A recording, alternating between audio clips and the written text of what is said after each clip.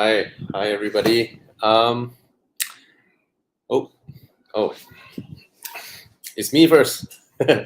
Thomas and Tana. Tana won't be here tonight because it's his birthday, so he's gonna have some family time with his wife. All right. Hi Theophilus. Yeah, no more friends. Yeah, Thomas is coming in later, and Kon depends on what time he reach home later on. So yeah, so if you're here, please say hi, and good evening, everybody. Sorry, it's me first because Chi Yang doesn't want to show himself. He wants to hide in the background. Yeah, sorry guys, long time no see because 2 weeks ago, no, I think 2 or 3 weeks ago, I actually was feeling unwell. All right, so I don't know what happened. I suddenly had a vertigo attack, and I wasn't feeling well after that. And sorry guys. And then yeah. Anyway, okay. Let's go through. Oh, there's a lot of people pouring in. All right. The first comment is Wayne.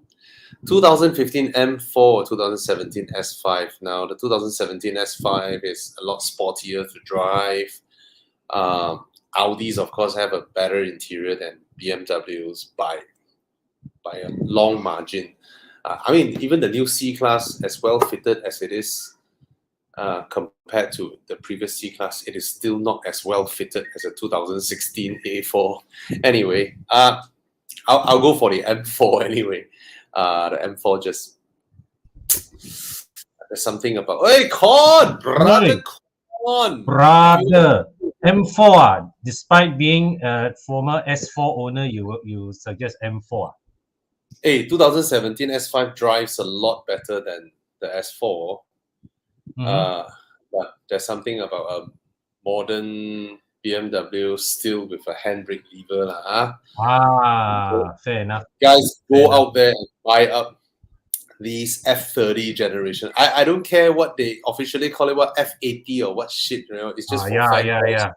It's just for fanboys to appear they know more than the regular car guys. We still call them, like, if it is an E46 generation, we'll still call it E46. If it's E90, we'll call it E90. F30 generation, we'll still call it F30 generation. I don't care about that G80 or F80 shit. Anyway, say hi to everybody. Jackson, Jansen, Eugene, Lawrence, Kenji, Ellen. Hey, Tana, happy birthday, Tana. Hey, Tana, happy birthday. Tana, happy birthday. Jean, Yu Chong, Gary, Elaine, and Kane, Theophilus, Muhammad, Zarin. Did Mazda 6 has higher maintenance costs than the other Japanese brand? Nah, it's negligible. Negligible. Bye. Okay. Bye. Jeremy Leong, Vigilant 77. Hello. Kane, Lim Cheng Cheong. CRV or Peugeot 3008.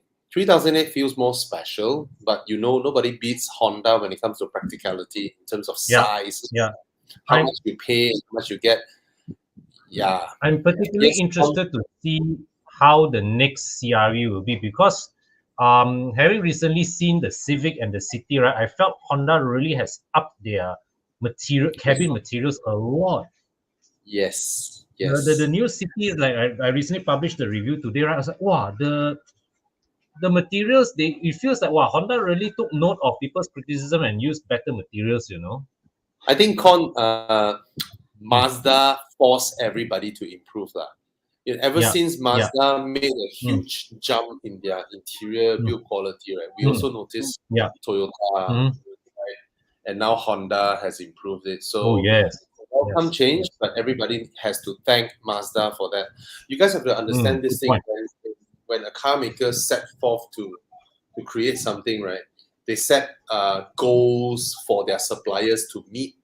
After their supplier was able to meet their standards, the goals, right? Hey, the suppliers aren't exclusive to one brand, True.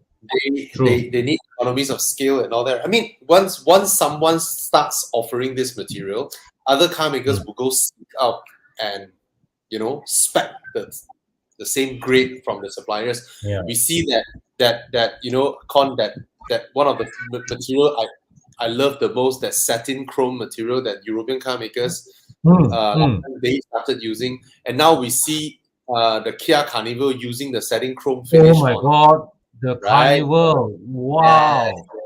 Yes. Hey, that is such.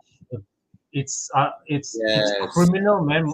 That Burmas is charging only 200K for that car. Yeah. Hey, Thomas is here. Yo. Hey guys, what's up? All right. Okay. Up, guys. Yep. Nice seeing everybody back here. Okay. Answering questions. 2015 to 18. NVH of new Camry versus ES. Which ES is this? This is the facelifted one, right? Con, the 2015. I would. Yeah, the ES. The ES is definitely a class above, The ES is still a class above the Camry in terms of interior fit and finish. This one, fit and finish and design. The ES. If you can afford the ES, go for it. It definitely feels more expensive than the Camry inside. All right. And Shaharuddin, oh yes, you got your Z4. Congrats! Join us for drive. Even his profile picture. Look at his profile picture. Is very good. Congratulations! Come and join us for drives, man. Yes, come and join us for drive. E200. Yes, my E200 review is scheduled for. I think it's for tomorrow, if I'm not wrong. Yeah. It's an alright car. Good chassis. Just that after I sat in the C class the other day, I said, hey, the C class now feels more upmarket than the E200. Yeah. Okay. Con, a quick one. Which one should he go for? It's a good buy, but I think you most skip people the 2.5 engine. Skip the 2.5 engine. For most people, the 2.0 turbo makes a lot more sense. The 2.5, right? You really have to gun it to like 5,000-6,000 RPM to really enjoy it. So, otherwise it feels it's a heavy car, damn heavy, right? 1.8 tons. Yeah, and there's another thing. Yeah, even though the 2011 and 12 models no longer qualify for Evo Club extended warranty, but back then when they qualify for Evo Club extended warranty, right? I have to tell you guys this. The first batch of locally assembled 2.5 naturally aspirated F10 series, our extended warranty partner doesn't take this car. So be mindful of that. The first batch of locally assembled 2.5 NA doesn't have a good record in terms of reliability. I've seen these cars go as low as 59,000 recently. Yeah. I mean, even though they are 2.5 naturally aspirated, right? Doesn't have a lot of components, but given that they are the first batch of F10 and also first time locally assembled here, I believe maybe there are some things that turned out not so well. I'm not sure what was it. Yeah. Okay.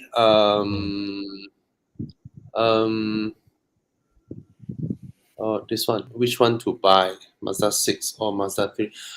2014 is the first batch, right? Con, is it the first batch? It's the one just before the Sky Active. No. It's already already Sky Active, but it's pre-facelift.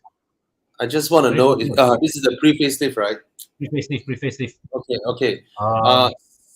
Space-wise, definitely. This one still can get 60K. Mazda, wow, really hold its value, man.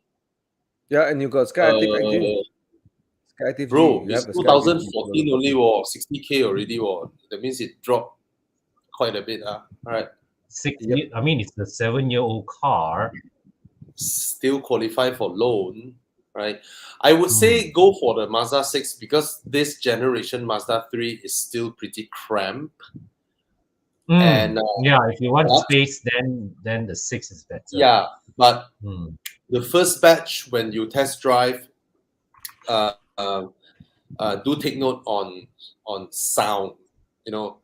Coming out Yeah. either from the dashboard or the control arms in front. So take note on that.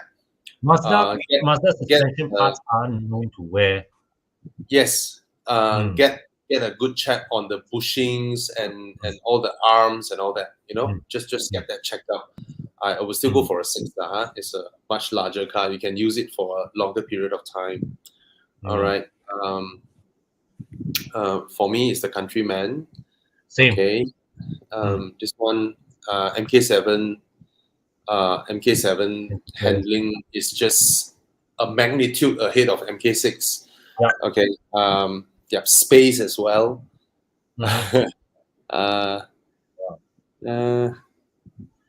Theophilus said this. Thomas told Mazda UK's boss told Autocar the goal is to turn the Mazda brand into a full-fledged luxury car manufacturer. I think it's possible. What do you guys think? They are the design, possible. But they are not entirely there yet at the moment. You can still see there are some aspects where they don't, they don't behave like a full premium car maker. But in terms of, I would say, in terms of the material finishing, in terms of the attention to detail, they are there. But certain aspects in the way they present themselves, maybe not entirely yet. Okay. What are your thoughts, Thomas? Will Mazda be your first Japanese car? I had a Japanese car before, right? The Honda. Thomas now. No. I think Mazda is lacking the, you know how people like A-Class and the Mercedes, and it's that branding association that's missing. You know what I mean? Honestly, the design. If you put the Mazda 3, I think me and Bobby the day we were at Shell, and I told Bobby it looks like a 400,000 ringgit car. It looks like a 400,000 ringgit car. I think the branding association has to work. The marketing actually, the new to work on that. The new Mazda 3, right? The one thing I have to say, Mazda has dialed down the badging, which is good if you want to present yourself as a full-fledged, as a proper luxury car maker. Because when you want to be luxury, right, you don't want to badge overload the back of your car, which is what the previous gen Mazdas are guilty for. You have your Mazda logo, marketing, branding, the Sky Active 2.5, all that. I'm talking about marketing and branding. Like how at one point of time, my generation, my friends, everybody wanted an R8.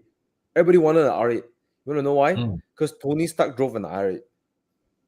Right? And then Audi was sponsoring all the Chinese and the Korean TV shows. They're so good at putting their brand, where people see it and associate to be a nice car. Mazda is not doing any of that. They are so focused on the engineering, the design. The Sky Active engine is insane. It's very good. It's very good. Yeah, but they're not appealing to the masses in terms of desirability. That's the sad part. Yeah, I think that's the missing piece in all of this. Yeah. Okay, when I think I am one of the first motoring journalists in the world that call Mazda brand a luxury car maker or on the way to become a luxury car maker. I think I said that in late 2016. Because from my understanding of mainstream car makers, how they make cars, go through their parts bin, and then just hastily put up a car and then roll it out, sell, make money, and then do a little bit of change to its design and then go out with the next car. As opposed to a lot of premium car makers, again, I'm going to use BMW as an example, where they put effort in fine-tuning the drivetrain configuration, how the car handles, material, how it feels here and here and here and all that, right? I started seeing Mazda putting attention into these things. And Mazda is also the only Japanese car maker that globally use one UI infotainment system standardized across the entire globe. Instead of you see Toyota and Honda, certain batches they use this supplier, different interface. Certain batch they use that other supplier, different interface. Yes. then when I visited Mazda's HQ in Hiroshima, I went to their little R&D facility where photography and videography wasn't allowed. And I see the things that they do there. I really see that they have all the engineering capabilities of what makes a luxury car maker. But Thomas is very, very correct in pointing out the fact that they're not good enough in the marketing sense of things. I think this part, Mazda needs to set up basically set up an agency or their global marketing head office somewhere in Europe, let the UK boys or the German boys or whatnot take note of that, because the Japanese aren't very good at that. The Japanese always focus on trying to do things and wait for you to discover, But what's about a premium brand is that you want the dumbest person to also feel that you are premium. So that's the essence of premium brand, not the smartest person to have that eagle eye to discover what you did where, So I think Mazda is on the way. But and another thing, remember, Kon, we were telling Dato Ben back, I think 3 years ago, every brand was slashing their prices. Every brand was giving this, not 3 years ago, I think almost 4 or 5 years ago, every brand was like giving discounts like crazy. That was the time when BMW and Mercedes was competing to be number one, and BMW was giving crazy pre-reg discounts, and it pressured all the Japanese car brands to give discounts. Mazda was the only brand that held on to their pricing, and now we see the effect. Everybody expect Mazdas to be slightly more expensive than the other brands, and we all accept that. And that's the makings of a premium brand. Okay. I mean the mechanicals, everything, it has reached that point. Even it's quite. I remember that time 5 years ago, my friend was looking for Mazda 2. 6 years ago, 2015. Yeah, the price was expensive, steep for Mazda 2, and Honda City was throwing prices and stuff. And, Mazda 2s were more expensive than Honda City. Crazy, I remember that. But you see, like now, right? Mazda can sell the Mazda 3 C segment car at 160,000 ringgit. Nobody complained. Nobody say expensive. Epic, man. This one? Wait, this, what is that? 2018 330E, 2016 C200. 3GOE lah, I think. the 2016 C200 is a 7 G-tronic. It's a stupid 7 G-tronic, I think. Oh yeah. I say stupid because I sorry Bobby, my C43 had the 7 G-tronic. I remember now. But I think they started to tune it towards the end of its life, lah. But I remember my friend test drive the C200. I was sitting in the back seat. It wasn't very comfortable. Yeah. And you know what? The transmission has a mind of its own. And there was one time I almost went into an accident. Was when I was accelerating out from a junction. The car rolled a little bit, and then somehow the transmission went into like a stupid mode. The car hang there, the power hang there a bit. Then the car was coming. Then only the car came back. It was like, what was that? That was the W205 pre-facelift. Yeah, it happened a few times. Yeah. And, so if it's 2016, it's pre-facelift lah, right? Yeah. So I would stay away from that. I get the 330E lah. Yeah. But again, 330E is a hybrid. Affect that hybrid powertrain. True. 6-7 years down the road, the battery may not perform as good as it is. That's just a give or take. Okay. Actually, even as somebody who's skeptical with PHEVs, right? I find it difficult to choose the C200 in this comparison. Yeah. let's continue this, I guess. What's happening now? I'm just like, okay, let's CRZ as my second car, future value and K swap, worth buying or not? Well, if you want future value, you can't go wrong with a Japanese, man, and Honda. You look at the way all Hondas are going for in the market now, it's ridiculous. I've never driven a CRZ before, but Jonah, my Segamat friend, he came and drive with us in one of those weekend drive in Genting. He said the first half of Genting he was doing very well. The second half of Genting got no more hybrid power. So he said he slowed down because you have no more hybrid power. Yeah. I'm not sure, bro. I can't answer this question. What do you guys think? A lot of people K swap actually, and but Pavin Tuan, if basically if you are that level of car guy, right? We is even out of our league, because buying a hybrid car and then K swap it, doing all this heavy mod. By all means, bro. By all means. Yeah. Right. WC Liao, I know he commented on my page. I forgot to reply him. The new C300 or Volvo S60. I think seriously, the interior of the C class, the big screen and all that may not suit some people, but it gives you the maximum. How do I put this? You put forth about 280,000, and whether you get something that the wow factor has to be the new C class lah. All right, even though it may not be to everybody's taste. What about your thoughts, Thomas? The giant screen. Actually, you know what? I like the giant screen. I think it's I think it's smart actually, because it's in a very ergonomic angle. I never really drove the car, but I sat in the driver's seat at the launch, and I thought to myself, hey, this is actually quite ergonomic. Gone that stupid, the stupid swirl button and that, that stupid thing. I hated that thing. It's stupid. It's so stupid. You're right. The C300 is more impressive. It's more wow. I'm not sure about the drive, but those cars are CBU, right? The ones that you've driven.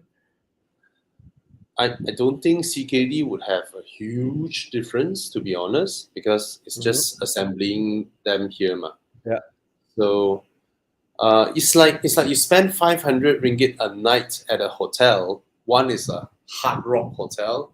The other is some, quiet chalet facing the jungle. That's the difference between these two cars, in a way. Yeah, I think that makes sense, lah. I think end of the day is what you prefer. I think the C300 is really sexy, lah. You open up the door, you look inside there, and look at the baby S-Class lights with the feather lighting and everything. It's like wow, if you want that wow factor, I get the C-Class. And I like the seat, bro. One thing I realized, the front seats are very comfortable, bro. I love Yes, right.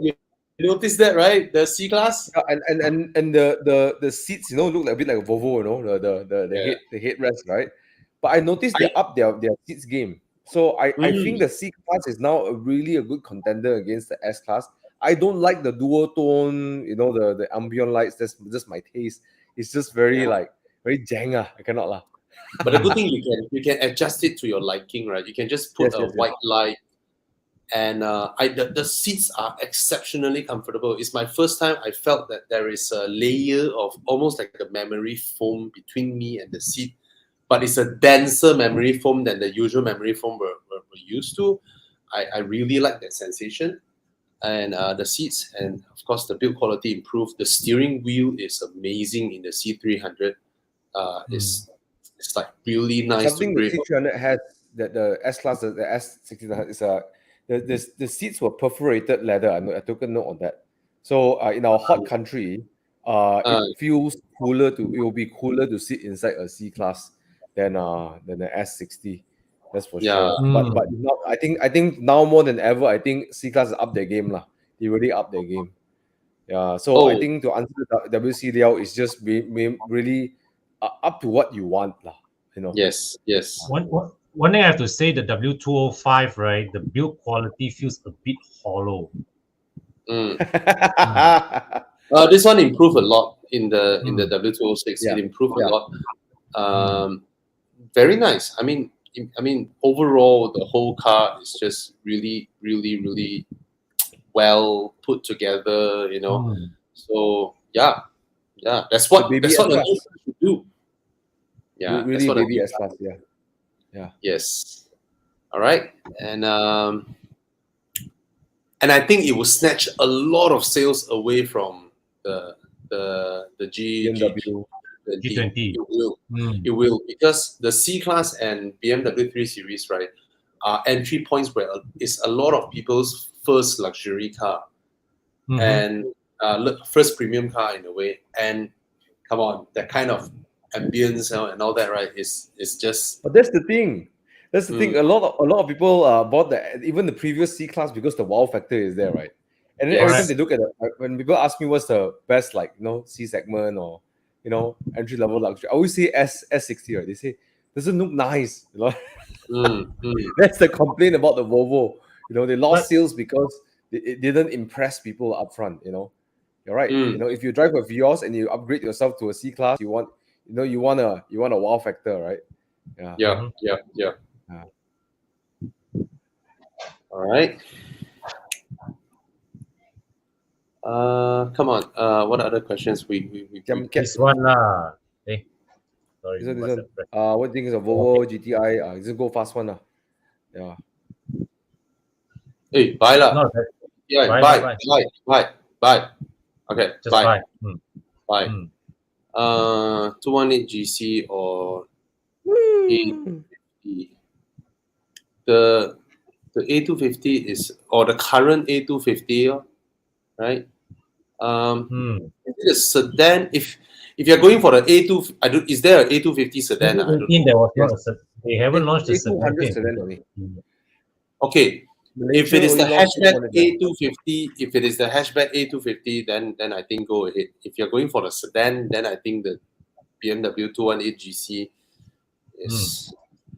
is the funny thing is the A-Class hatch is more exciting. Wait, what's that? There is a 250 in Malaysia for sedan. Sedan, No, but not in 2018, I think. Okay. Not in 2018, Okay. Eugene's point was it was launched in 2018. So. Okay. Okay. I felt the 2 Series build quality was better around in the interior. I managed to sneak into. Yes, you're right.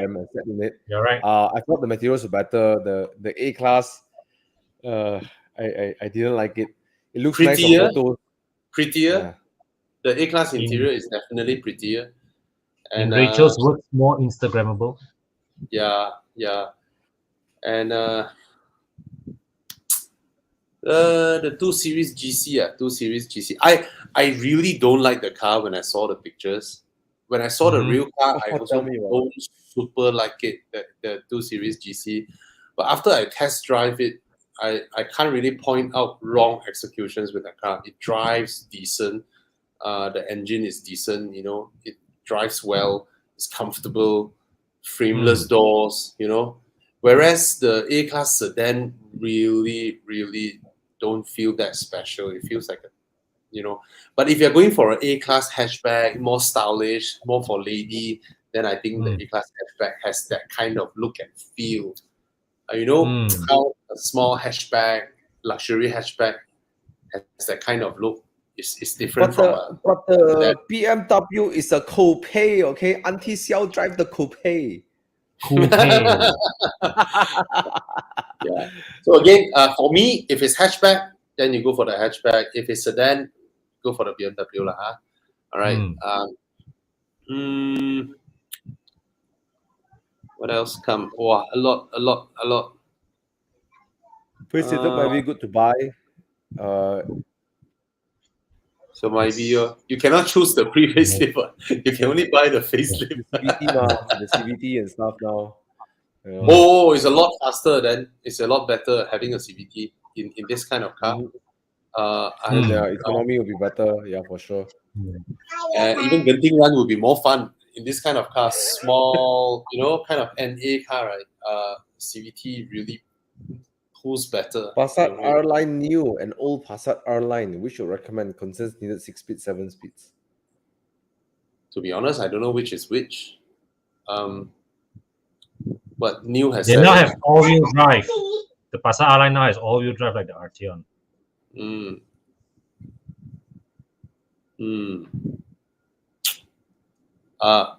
Connor, the new one or the old one has 6 speed or 7 speed. I don't know. When did they change what? I can't remember. Yeah. But anyhow, buy the new one now. Just buy the new one. Why you want the old one?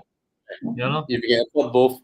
All right. Yeah, because January they launched the Passat R-Line for 220 PS, 8-speed DCT. So they went from 7-speed to dry clutch to 6-speed DCT. Okay, not dry clutch, 7-speed DCT to 6-speed DCT lah. So I assume the 6-speed is a wet clutch lah. Yeah, wet clutch. Hey, which one is the new one? The R-Line is the new one. The January they launched one. Yeah. I know, but the two. No, this one, the upper picture is pre-facelift, and then the bottom one is the facelifted. Okay. So the pre-facelift had the 7-speed dual clutch. Okay. I see. And the new one has the 6-speed dual clutch. Okay. Yeah, I don't think, if I'm not mistaken, even the pre-facelift Passat, the new gen, has not much complaints about the dual clutch as well. Yeah, I don't hear much. I don't hear much of it in the market. Yeah. So I think either will be great. I would go for the facelift because it just looks better, in my opinion. I like the eyes. It looks better. Yeah. And 220 PS, yeah, go for the new one. Yeah. Oh yes, and also it has the ADAS, yeah, the semi-autonomous driving. Yeah. Nice. Yeah, that makes a big difference. Yeah. So yeah, go for that. Of course, try to look for pre-reg, but nowadays you can't find pre-reg so lah. So if you're on a budget, go for the old one. No? If you have the money, then go for the new one. Yeah. All right. If you're going to spend a lot of time in it, then go for the new one. Yeah. Don't get the Elegance, get the R-Line. Although Elegance is like 190,000 something. I can't remember how much the price was, but I don't think it's worth. I think if you can afford it, go for the R-Line. Yeah. Alrighty. I'll skip to this one. Interesting. Wow. The Lexus did the ES to challenge the C and 3 Series. So do you ferry people at the back seats a lot, or you have your family and all that? You need that kind of room, then you go for the ES. If not, the C class a lot more. Or you want to be chauffeur driven at C class budget, the ES is the better choice also. ES is way bigger, man. ES is like a 5 Series class, right? A 5 Series size, right? E class 5 Series at C class price. Yeah, that's their idea to challenge the C class or 3 Series. So if you're just driving yourself, right, then you go with the C class lah. It's a nicer size to drive around. The ES250, if it's your one and only family car, you need to ferry your wife, kids, or your old folks and all that kind of space that provides. Yeah, but this ES also drives not bad one. It sits on the TNGA platform. Yeah, and it's beautiful. Look at it. It handles like a Camry. It's beautiful. Yeah. Exterior wise, it looks way more expensive than BMW or Mercedes. It really looks expensive. If you say the C class is a baby S class, right? This is like if this is like a Lexus LS that for people that cannot. If for people who like to batch swap, right? You buy an ES, you batch swap to LS, right? People can't tell. You know what? I actually thought about it before. If I wanted to be chauffeured around, it's the ES, because it's low key, doesn't attract attention. It looks nice. It feels good. doesn't shout for any attention, you know. And you know what, Thomas, the new LS, right, doesn't have a long wheelbase. So this car is a quarter of the LS's price, right? But it's 80% of a LS, you know. Yeah. I'm not quite sure what the rear. Yeah, but the front does look really nice, and the side profile very handsome. It's modern, you know. Yeah. Panache. Okay. I think I would concur with Bobby. If you're gonna drive around yourself alone, get the C class. You'll be happier with it. Yeah, but if you want to chauffeur, take a family around, get the you know okay, Elaine. If your goal is for daily practicality and all that, right, you go with the CX-30. It is a bigger car. It is bigger. That's simple. And the MK8, yes, is new, but I don't know why. I look at the MK8 from the side, right? Like, the Volkswagen invested in a new platform. Did they invest in a new? It depends. No, Bobby, look at this. She's a lady, right? Elaine Lloyd, right? So I know a lot of ladies like smaller cars around KL.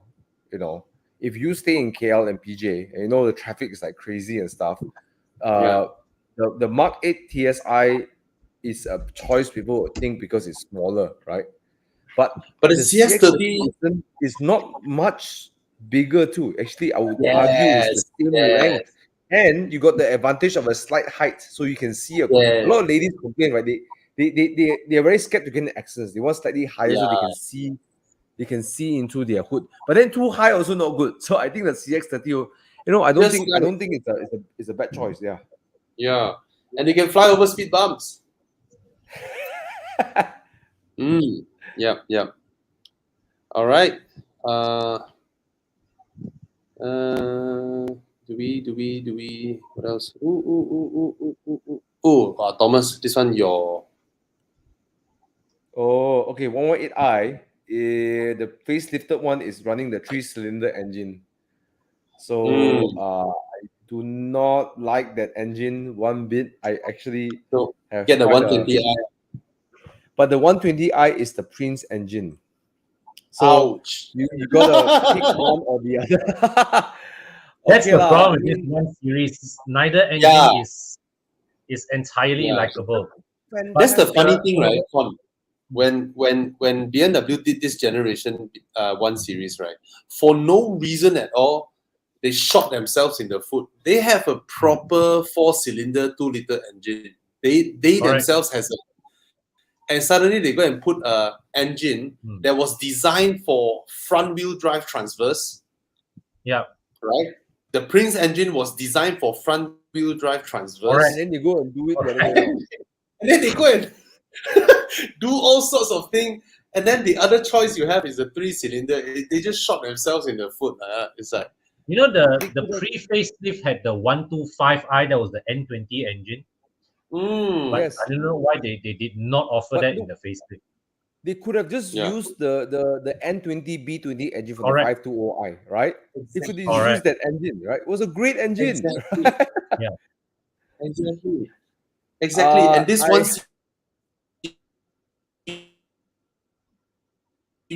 Bobby's lagging. Ding dong. Hello. Okay. On the good side of things, while Bobby is lagged out, I had the 1 series for a month because they're trying to diagnose my old 1 series when I was repairing it. I drove it for a month with the M Sport, right? 3 weeks. 3 weeks with the M Sport one. It's slaughtered. The 120i. Hello, hi, Bobby. Welcome back. Yeah. Yes. So what I was just saying while you were lagging is that I will still pick the Prince engine, and I think that BMW has figured out how to tune it with the 8-speed ZF gearbox quite well, you know, and it's the more fun car is the 120i lah. Reliability, then I don't know. I mean, Prince engines are notorious for burning oil and stuff like that. I had sensor issues all the time. My my turbo had issues, But I would pick the 120i lah. But if you can, brother Brian, look at the Mark 7 Golf GTI. Just consider that. Yeah. The only engine I think really worth in this car is the 2-liter turbo that you don't have in Malaysia, or go for the M140i. This one. This one. Get this one.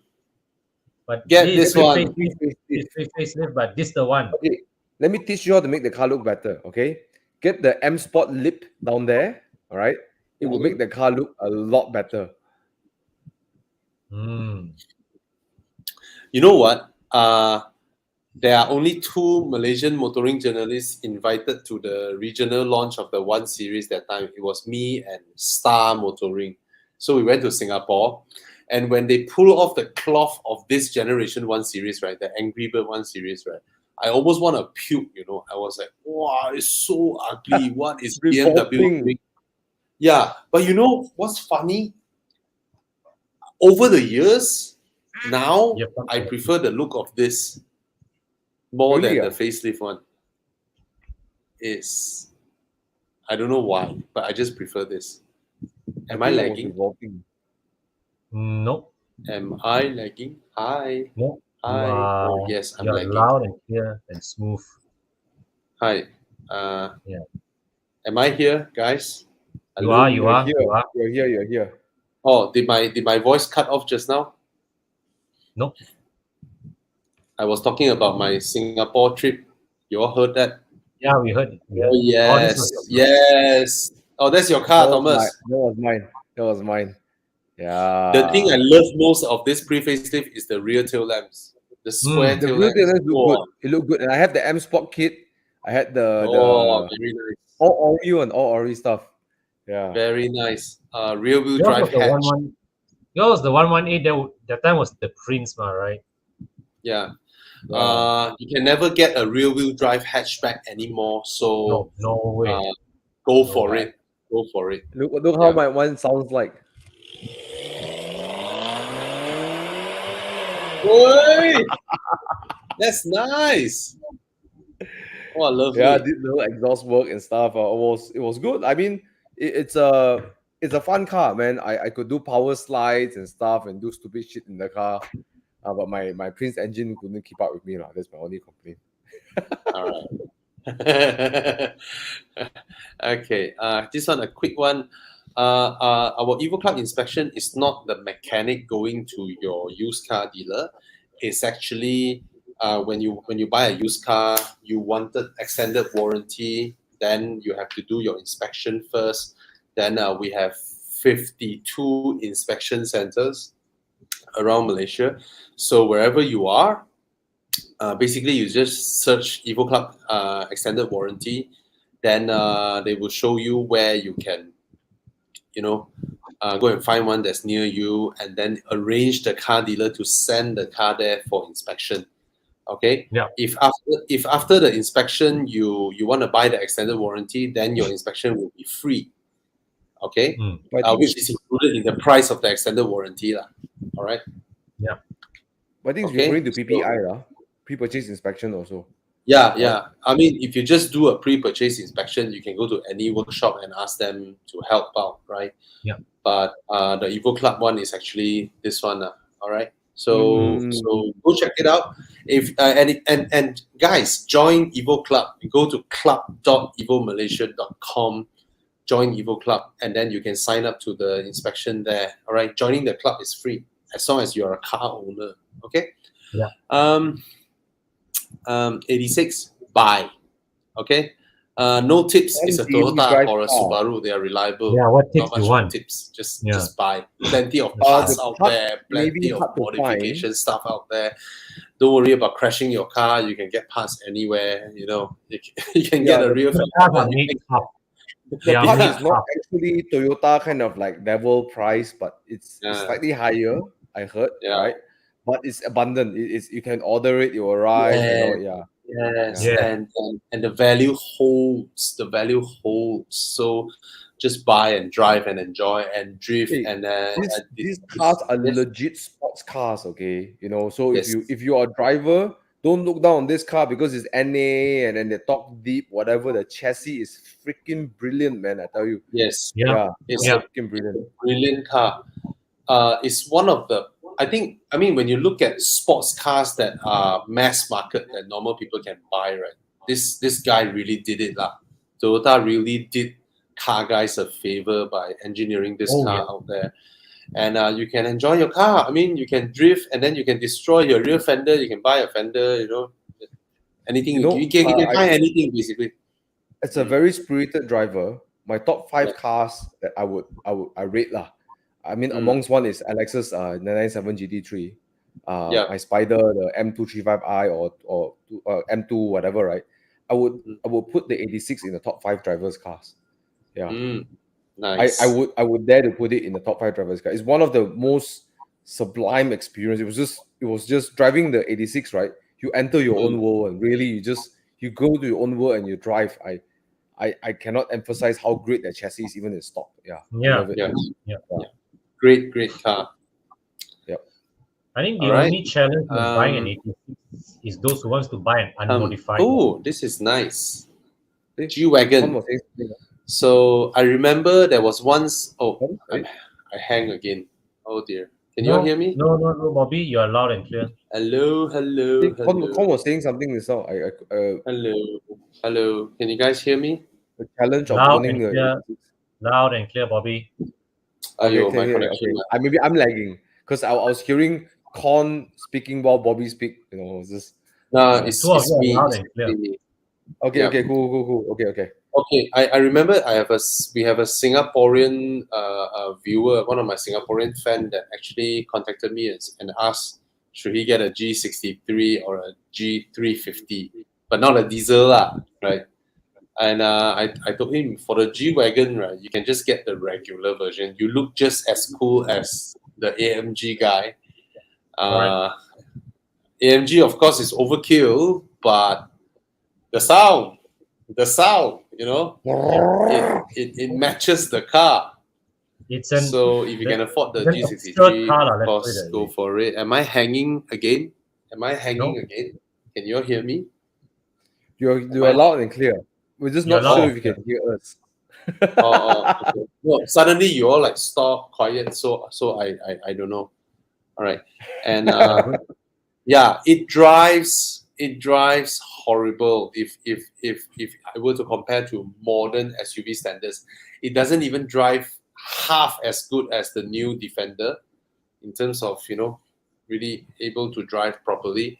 Even though they say the new G has improved, I've driven it. Is still a clumsy brick SUV. All right, but it's cool. It's just cool. Okay. Apalagi. A lot. Asking for. I think it's worth this it. one confirm asking for a friend one because M340 is too slow for this driver. Okay. Is there much upgrade from the Mark 8 to the Mark 7? Oh, sorry. I missed that one. What's that? You answer this question or this? Your mic. Premium, yes. The premium, yes. Yeah.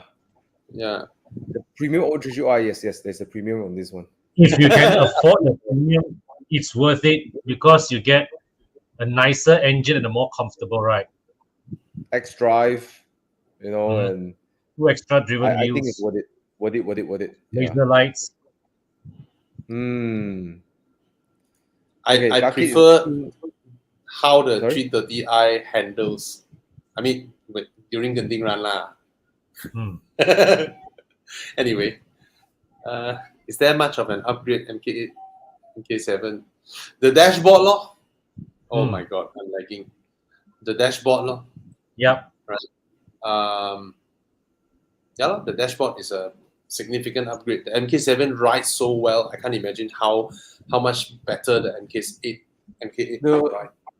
The test drive for me, I feel the upgrade in the chassis was at the limit. You can only feel the improvement. At normal driving, you would feel just the same. but because you have the electronic front differential, and stuff. So and now it's aluminum subframe in front, so the car actually handles quite a leap better. Not hesitant at the limit. The Mark 7 used to hesitate a bit at the limit, but this one, the new one, just the engineering quality of the chassis is amazing. I'm lagging. And one thing I like about the What Mark can 8 I is that you do? can see, I am lagging. the side mirrors, you can see into the corners. The corners are actually little windows. Yeah. I'm sorry, I'm lagging. Yeah, you can see through that. I did a review on this car on the track, so you can watch that on my channel. So yeah, Nice. I think that the chassis is a big improvement, but only at the limit lah. If you're gonna drive it normally, you won't tell the difference. You can't tell much the difference actually. Yeah, so that's my feedback. Hey, Bobby, you're not lagging. In my side, you're not lagging. Really? Yeah. So just now, as I was burbling, talking nonsense, you all can hear. Can. Oh, I'm sorry. It's all right. Okay. See, like now you're not moving, Thomas. I'm not moving because I'm not moving. Because I'm not moving. Okay, BMW 530 EM Sport G30 or Merc 300 AMG, but the different segment. Oh, Personally, I prefer the 5 lah, but personally, I prefer the 5 lah.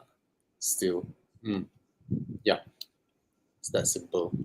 Hard to say. I haven't driven the AMG line, the C300. Yeah. Yeah. But the 530 EM Sport was really impressive. Just impressed. It was so impressive. Yeah. I can tell you first, Thomas, the drive of the Merc, even though it's an improvement, it is not in the realm of the kind of stuff that you like. But also gearbox tuning, everything. Confirm you're not moving now. Confirm you're like stopping here. Okay, how's the gearbox tuning? Is it better?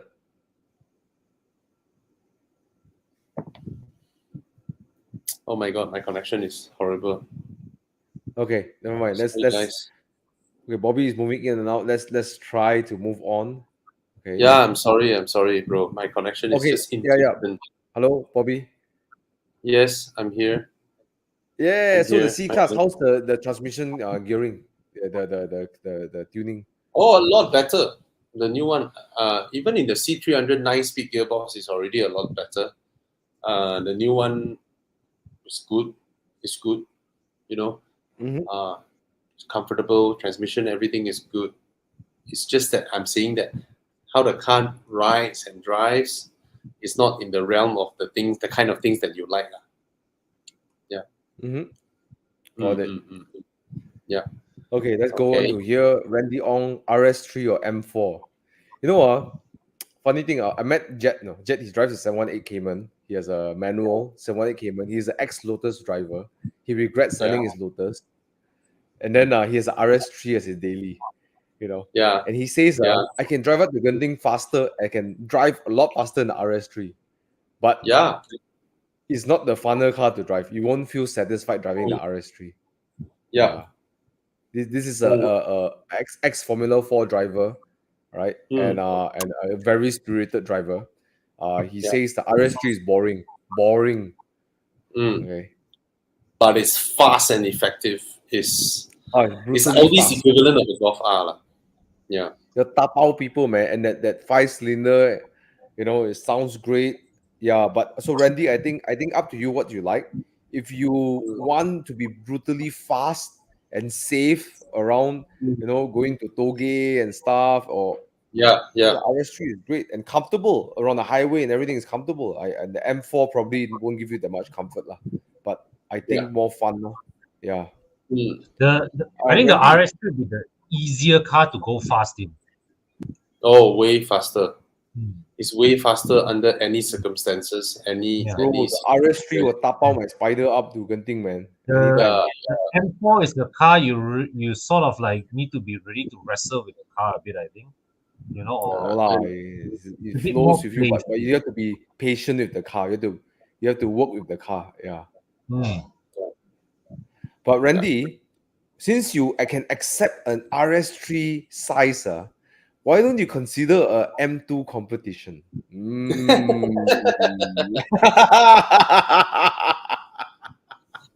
Yeah. Oh, Xiang look is at that! fast.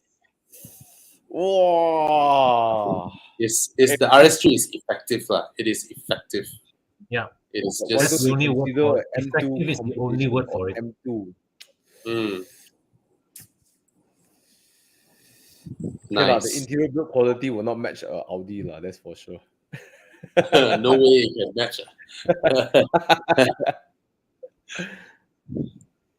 Okay, so I hope that answers the question. I think Kon also concurred that RS3 is brutally fast. Yeah. Yeah. No question. Okay, Toyota Cross. I've never driven the car. What do you guys think?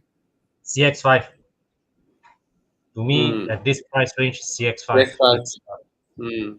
It just looks and feels the more expensive car inside. All right. Okay. Next, William Heng. Bobby, the new C300 or C200 worth the 40K difference? Yes. Why? Let me explain very, very quickly. Remember last time when the whole market was buying Camrys and Accords? You have the 2 liter and the 2.5 or the 2 liter and the 2.4. Their price difference is 40,000 back then. 130, 170, or 140, 180. So they will price 40K difference, and the only difference is how much horsepower you get. 20, 25 out of that extra cylinder displacement, and what else you get? Nothing much, So 40K is a bargain here. I mean, when you compare the difference in rim, the body kit, the grill, the bumper, the seats are the same. You get more specs, a lot more horsepower. So I wasn't there at the launch, but when I looked at the pictures and the videos, right, even from pictures and videos, they look 40K different from each other. Yeah. All right. So yeah. And Ivan asked again. Okay, which one will you guys go for? I would go 340i. 340i or Good one, Jiang. I think that answers the question. Yeah. Is there a 330i with the 340i suspension? I mean, they played where's my car, the 330i with M Sport adaptive suspension. I love both engines, but seriously, I kind of felt that it would be great if there is a 340i that is rear wheel instead of four wheel. I get what you mean. Yeah. But also the adaptive suspension, in Europe, a lot of people buy the M240i, the facelifted, and then the near the end of the 2 Series generation, you can spec adaptive and non-adaptive suspension, and the ones that sell better apparently are the passive suspension. Yeah, rides better. Yeah. The thing is, I felt BMW gave the M340i 4-wheel drive is just to differentiate the average, just to give a differentiation to the M4 and I felt that the eventual M4. But the X-Drive still operates like a rear-wheel drive car. I mean, you throttle mid corner, you can put the rear out and stuff. It operates like a rear-wheel drive car. Doesn't feel very corrupted. Doesn't feel nowhere like Audi. Okay. Yeah. Nowhere like Audi, but it's also not as clean, as flowy as the usual rear-wheel drive BMWs lah. That's true also. You felt the front end tied up a bit, So yeah, I wonder why Ivan Kong is asking this question. I really wonder why Ivan Kong is asking this question. He's buying for his wife, maybe. Ooh. He is definitely asking for a friend because even a 340i is too slow for him. 340i is not sideways enough for Ivan Kong. Yes. It's not as, the tail isn't as naughty as a 330i, to be honest.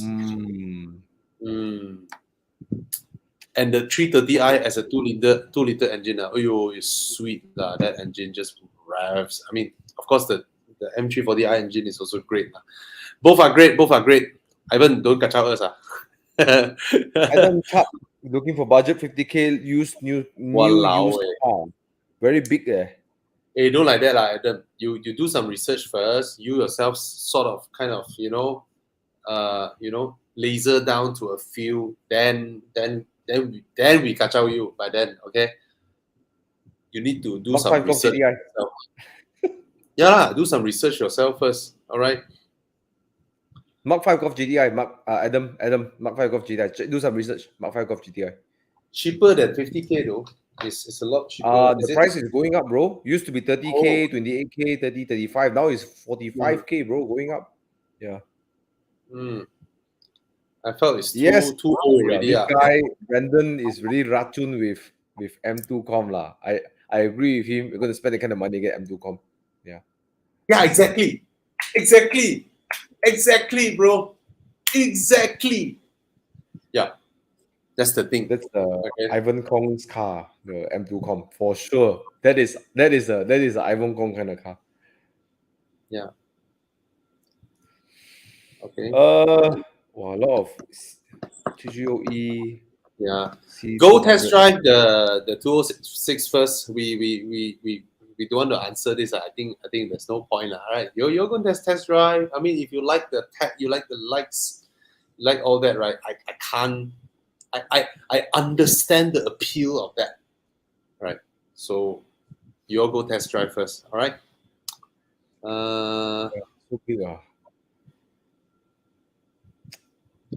Hey, don't like that. Where got this thing on, Jordan? Okay, I don't know how to say this, Jordan, but all I'm trying to say is sometimes no such thing. There's no such thing. Also, depending on what car you're buying. I got my dad's friend who called me up and said, Thomas, I want to buy a 981 Boxster. Okay. Then he said, what's the best price you can buy? I said, Uncle, you can buy one considered lucky already. He said, I can nego for discount. I said, Uncle, it's not about nego for discount. Whether you got car or no car, then you go and search on Muda. I said, then he call me, why nobody list 981 Boxster one? I told him, you see, there's no Boxster. Yeah. Because they're so used to buying E-Class, S-Class, 7 Series, 5 Series. Depending on which car you're buying, Jordan. And I think, I don't know lah. I don't know how everyone operates. For me, I'll always talk to the car buyer. I say, look, what's your best price? I want your best price. Okay. I'm really keen on the car. Give me your best price. Okay. If I have a budget, I say my budget is this much. I cannot do more than this. Can you meet my budget or not? Don't ding dong. Don't. I find that when I treat at least for me I treat my used car dealers like this. They usually take care of me well. Correct. Yeah.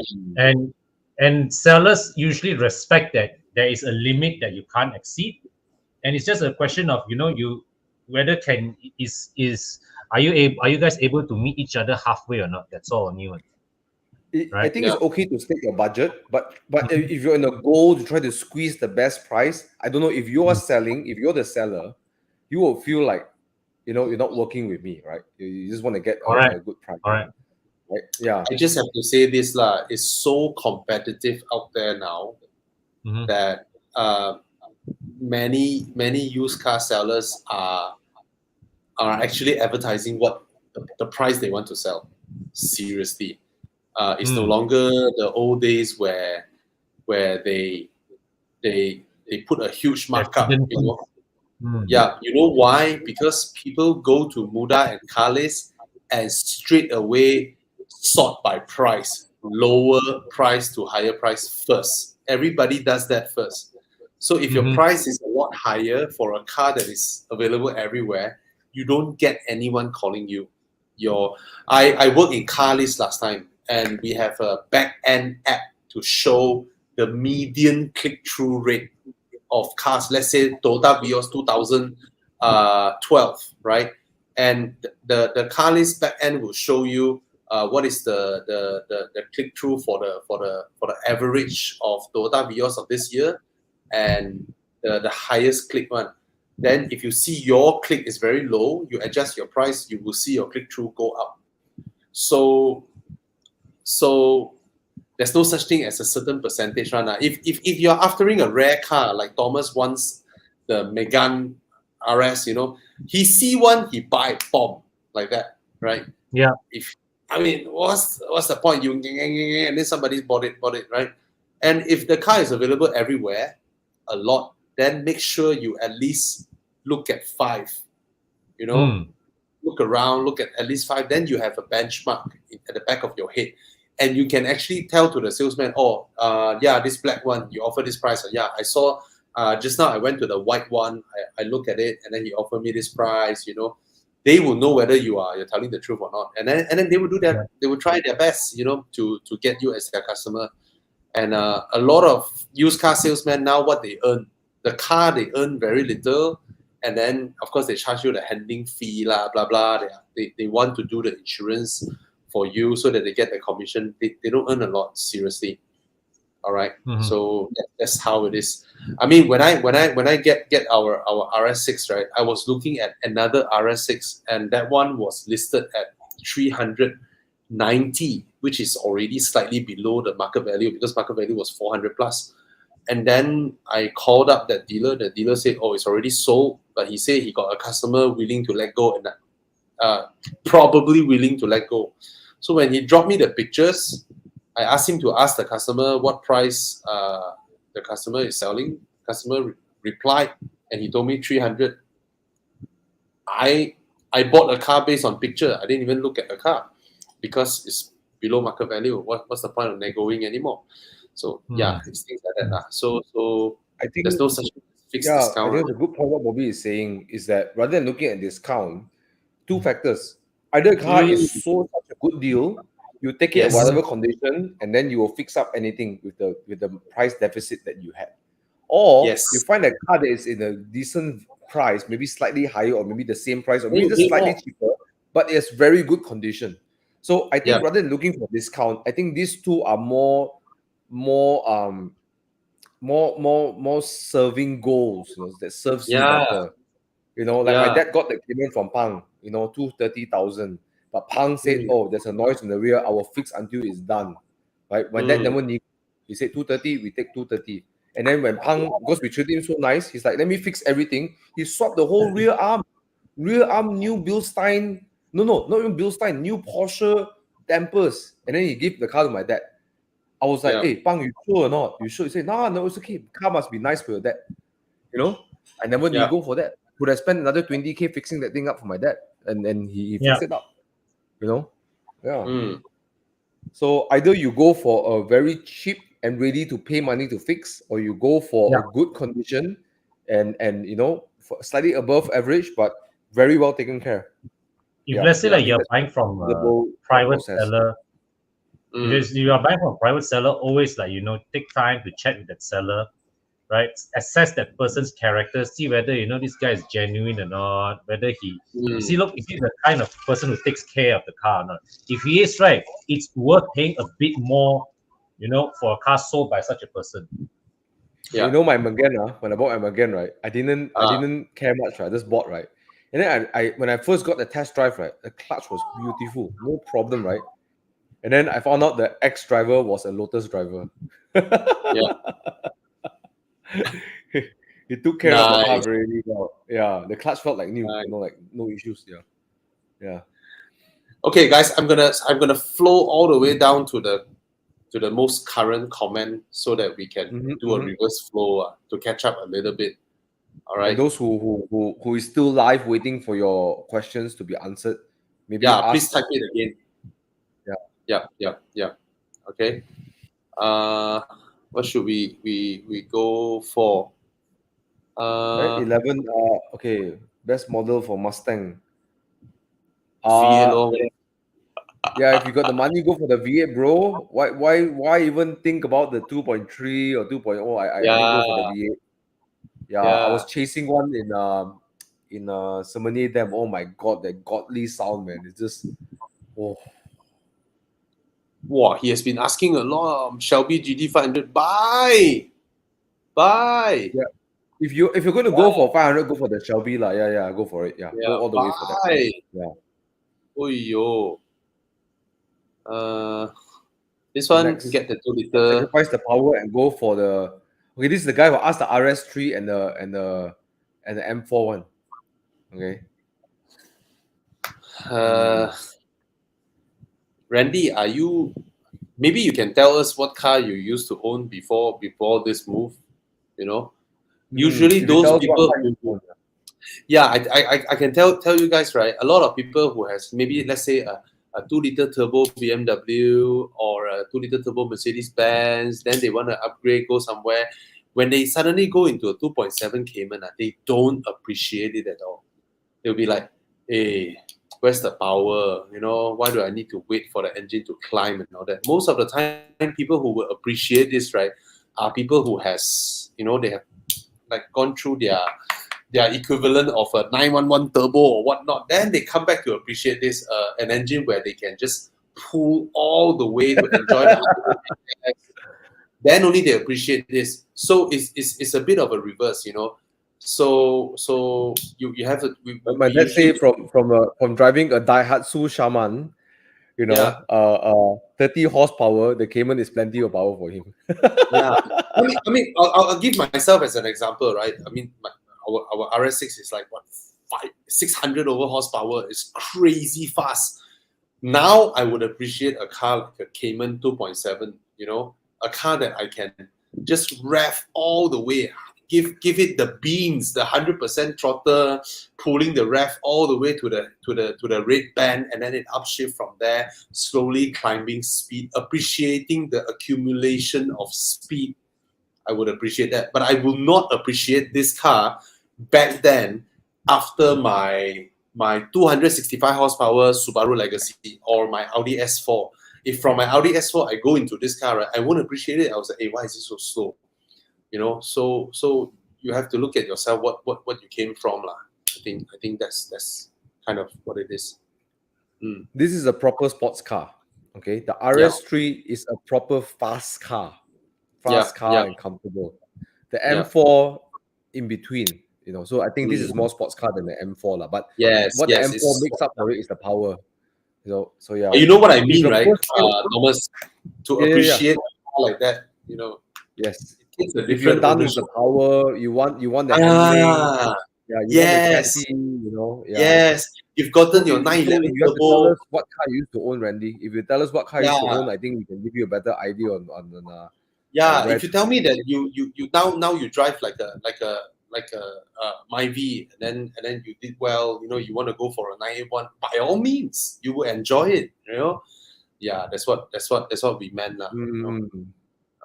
Okay, so I just want to answer.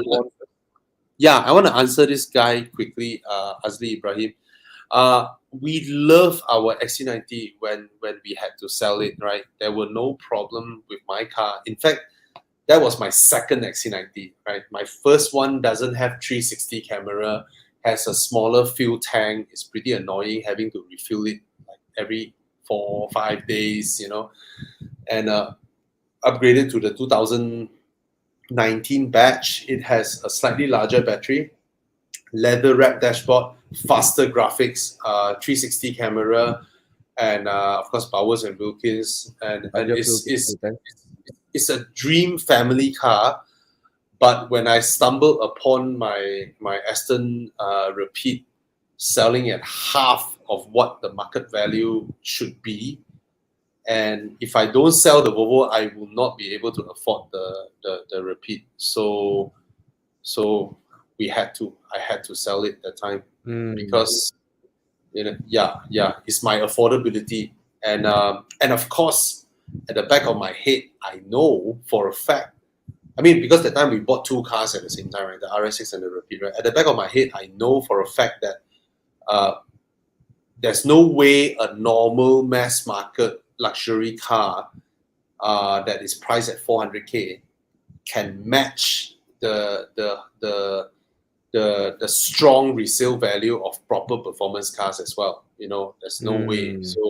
So that's circumstances. If I'm a lot richer, I would keep the XC90 because it's just brilliant. It's just brilliant. All right.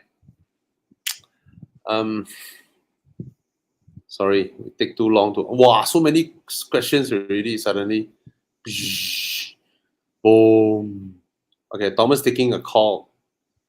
Hey, come on, don't ask this kind of question, huh? Oh, you own a Maserati Ghibli. Okay. Then I sort of wait. So you want a small sports car? Then definitely the M4 is not for you because it's just a 2-door Ghibli. Thomas, he has a Ghibli, right? Yeah, I saw so that. M4 is out. M4 is definitely out. I get what he wants now. He wants a small sporty car. Get a Boxster. Bro. Oh yes, and it's a differentiating factor because you get the top down. Yes. It's a large differentiating. It's a big enough for if you try a Boxster. If you like it, I think you enjoy it. Maybe get a 7-1, get a 981 if you can find a 981. Either one. Because first of all, an M4 is just a 2-door Ghibli in a way. All right, maybe it's more agile, but it's just a 2-door Ghibli. Doesn't too much differentiating factor. Yes, not enough differentiating factor, and it doesn't sound as good as a Ghibli. And the RS3, yes, is fast, sporty, but when you're driving it day to day, just normal, it's just like your Ghibli because it has 4 doors, and all that. And the 981 Cayman, yes, it's a sports car. It rotates better, it's lighter, but you can't open your top. So in a lot of ways, just get a Boxster. At least you can once in a while open the top when you feel like it. It gives you a different dimension of ownership experience. So you can go for the 2.7 or 3.4 or whatnot, when you put the top down. So I would really recommend you go for a Boxster. And keep your Ghibli, please.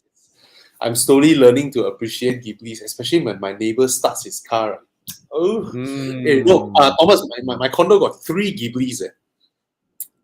And I always wonder why Maserati can make turbo engines sound so good also, when they start the car and all that.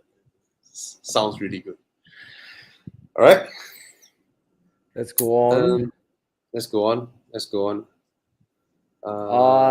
Volvo V40, I think it's getting a bit old. I wouldn't recommend the Volvo V40. So I feel the interior is a bit old as well. It's not just old. It's not just old. When you want to drive it like that, Thomas, it's horrible. The interior also, it reeks of all Ford era. It feels of Ford era. Yeah. Rear seats are too cramped. Boot is too small. Oh yeah, the rear seats. Oh yeah. Extremely front heavy. Way more front heavy than even Audis of the similar generation. So, but on highway it's nice, and that's about it. The Mark 7 Golf is a way better package in that sense. So I think that answers the question. Yes. All right. Yes, if you want to have no issues, just get someone to do for you. But yes, you have to go to JPJ and transfer ownership. Yeah, or you can get a runner to do thumbprint for you. You can call one of your.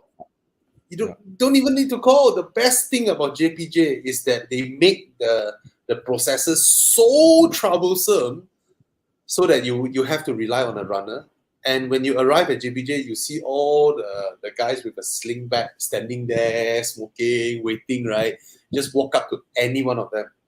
They will help you solve everything, right? Yep. The runner. You can get a runner from. You can call some used car dealers. Ask them whether they have runner. They have the thumbprint machine. They can run to the seller and thumbprint. They can run to you and thumbprint. You don't have to go to JPJ also actually. Yeah. If the seller is local Malaysian and not a company. Or if you subscribe to Chris Wee's channel, Chris Wee is a pro in doing all this. He can be a runner himself, I tell you. I think the JBJ fellas are so used to his face because he practically buys and sells cars. He almost buy a car every month. So, yeah, he does it himself. He doesn't. I asked him that day, it's like, how many cars? I got 11 NCDs, man. I'm like, I'm gonna buy my mom a XC40. She has 0 NCD, right? She has never owned a car because my dad always bought under his name and company, right? So I'm buying my mom a car. Then I called her, Mom, you got NCD. What is NCD? I called that mom got NCD. Mom got 0 NCD. Then I look at Chris. Hey, how many NCD have I got? 11 NCD. I'm like, what the hell? 11 NCD. So Thomas, did you regret not buying a 2,000 ringgit Iswara or something just to collect NCD? Yeah.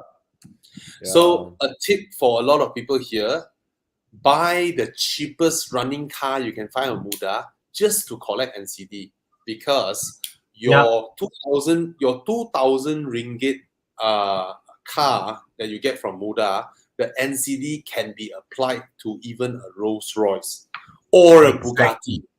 Yes. Save a shit ton of money when you want to buy a luxury car. If you guys don't realize, right, without NCD, a brand new MyV insurance can cost 2K. Yeah. Without NCD. What?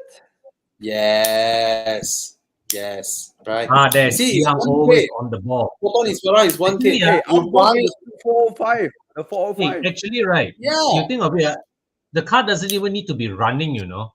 Yes, you just renew the NCD. As long as you can name transfer, you can register. You just buy the renew the insurance for 5 years. Yeah.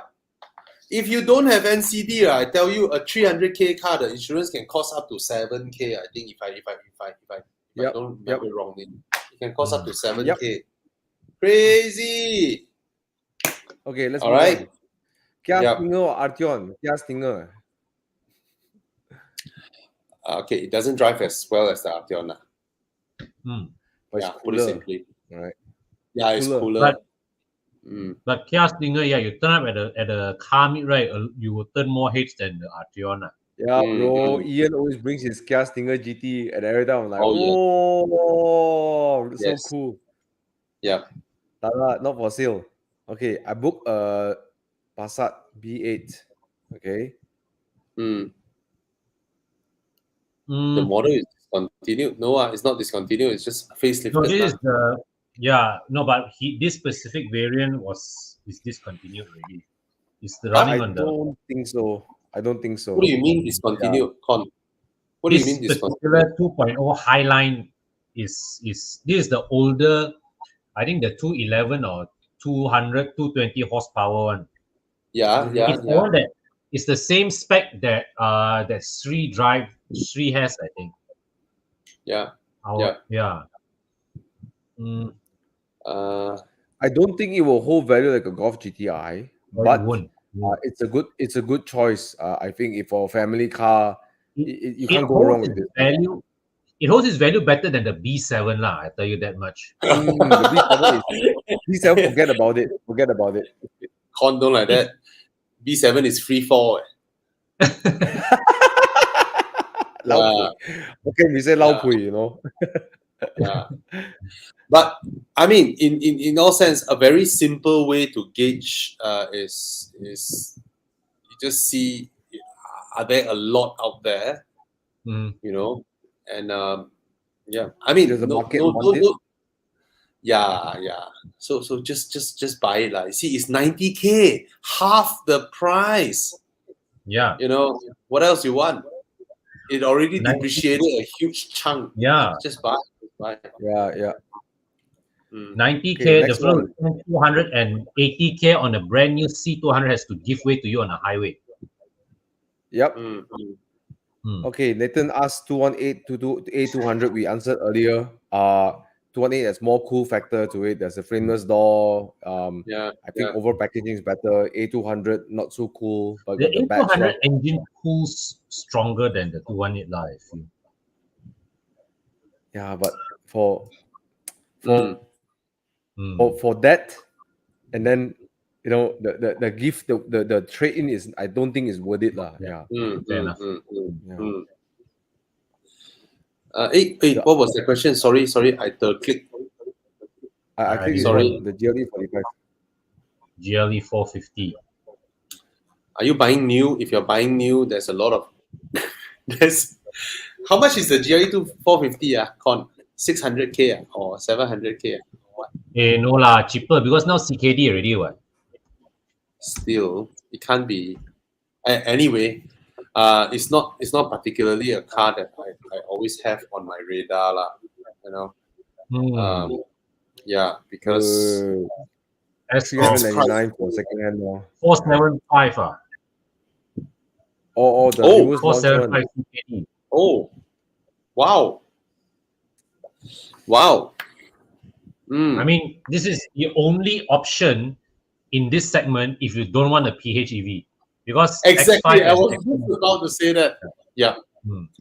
If you don't want a hybrid, that's the only one in the segment at this point. If I'm not wrong. And now you get now Mercedes gives you a 3-liter straight six, so it's a nice engine. Yeah, and even though it's not a handsome car in my eyes, it drives a lot better than the previous generation. The interior, again, new Mercedes interior, I cannot argue with how good they look. They're just attractive. Yeah, if you like it, I mean, go ahead. Yeah. Normal tire, okay.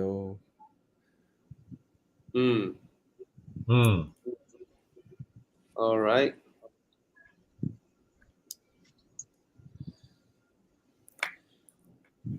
What is this?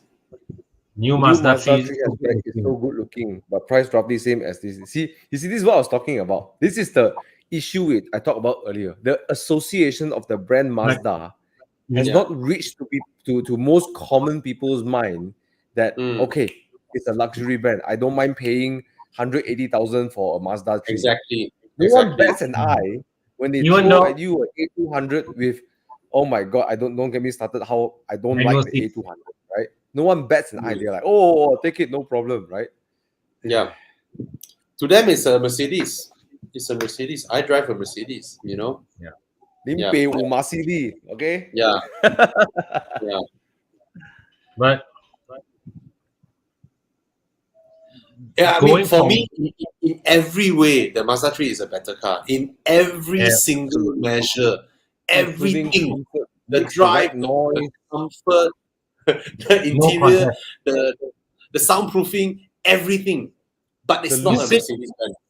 Yeah. You sit in the Mercedes, you sit in the Mazda feels like a more expensive car inside. And the look, man, oh my god, looks like something comes out from Italy or something, man. Yes, but the ladies will love your A-Class. Yeah. Look at the interior. Okay, M2 or question. Supra 3.0. How do you like your B58 engine? Yes, that's a good question. With a Toyota badge or with a BMW badge? Oh, okay. I don't like the Supra's design. It looks kind of toyish to me. Yeah.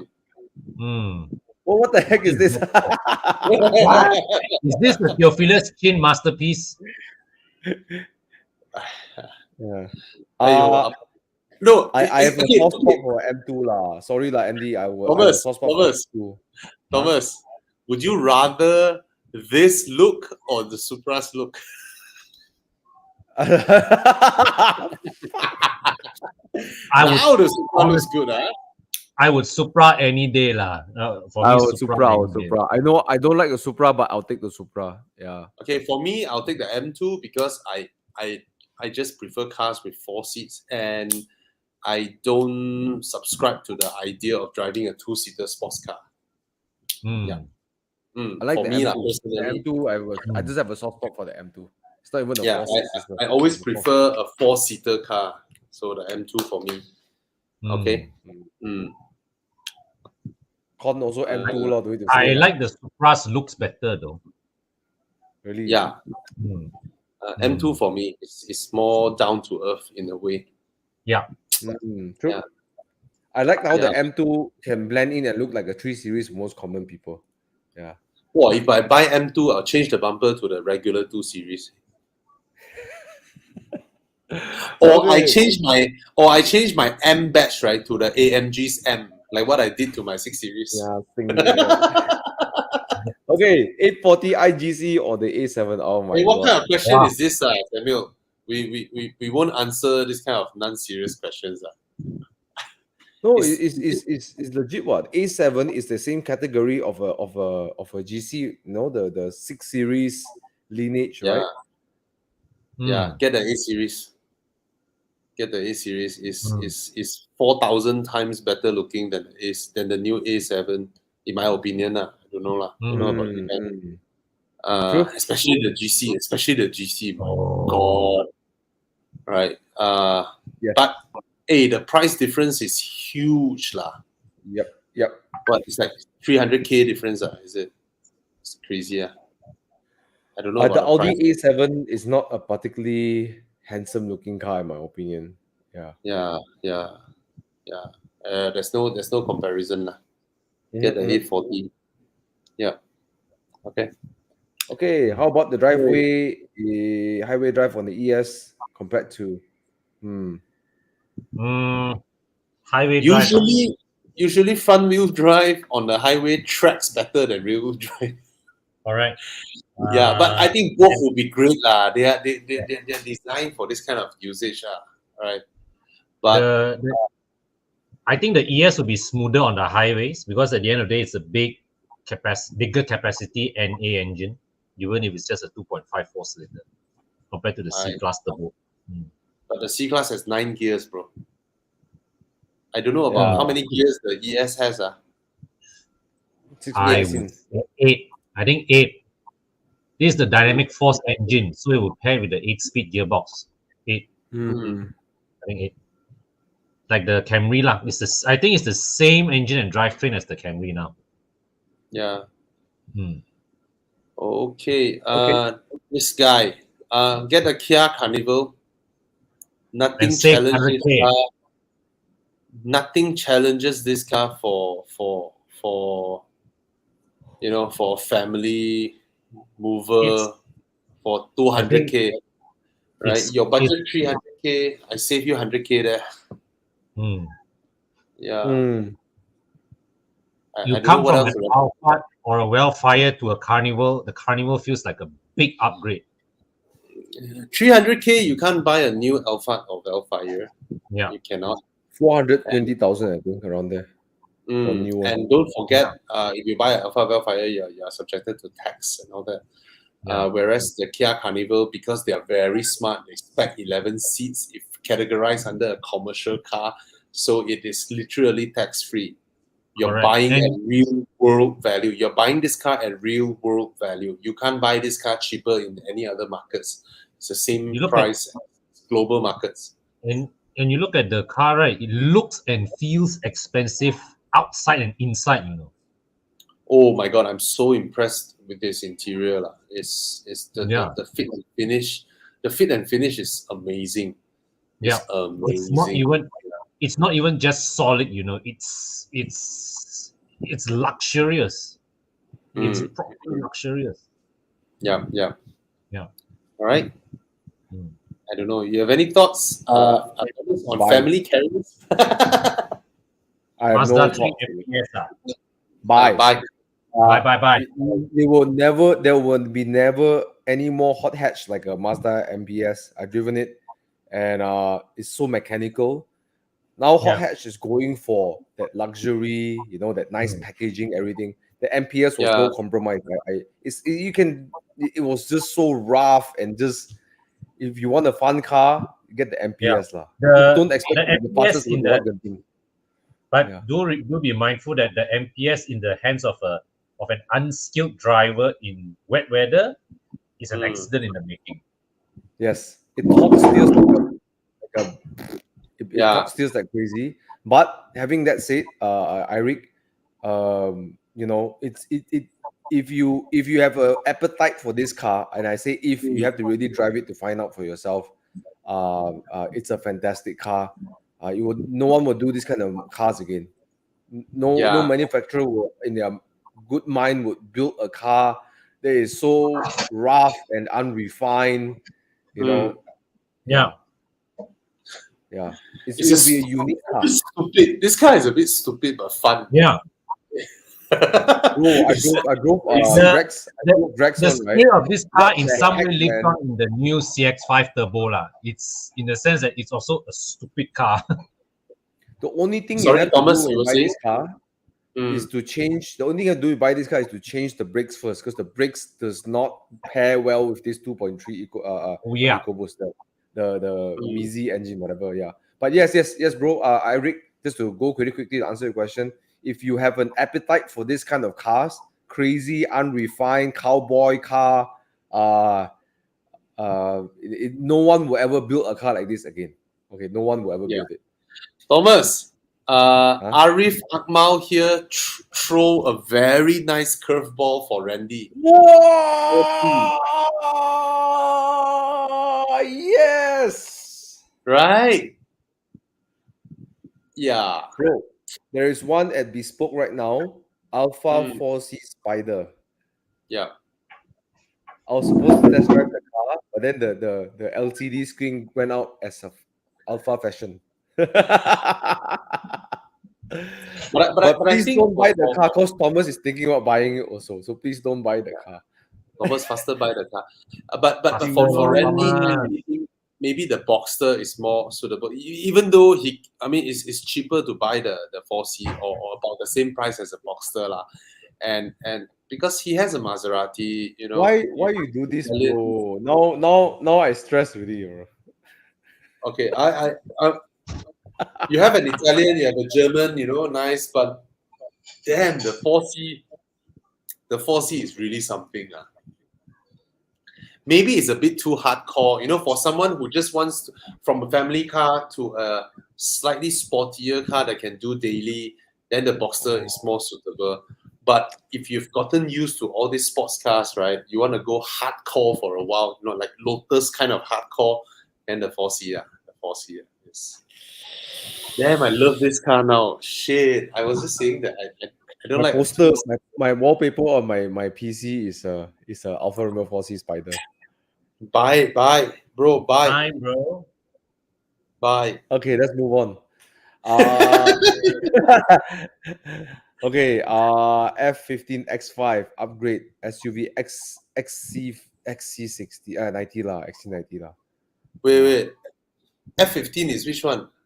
Previous generation. The generation with the PHEV lah.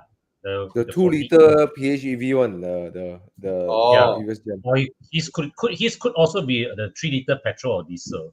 Yeah, I wouldn't recommend an XC90 because the XC90 is sort of like same generation with this F15. Yeah. And he made a choice to go for this X5 instead of an XC90. So if he wants an upgrade, there's nothing else apart from Porsche.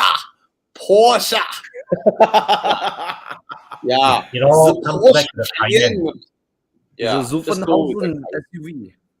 Yeah, provided he really wanted something bigger, even though technically the XC90 is bigger, but it's a sideways.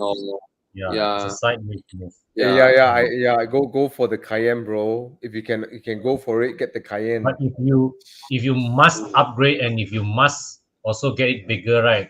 Bentayga. But Bentayga, the price point is just too far away. Cayenne is right. Cayenne is right.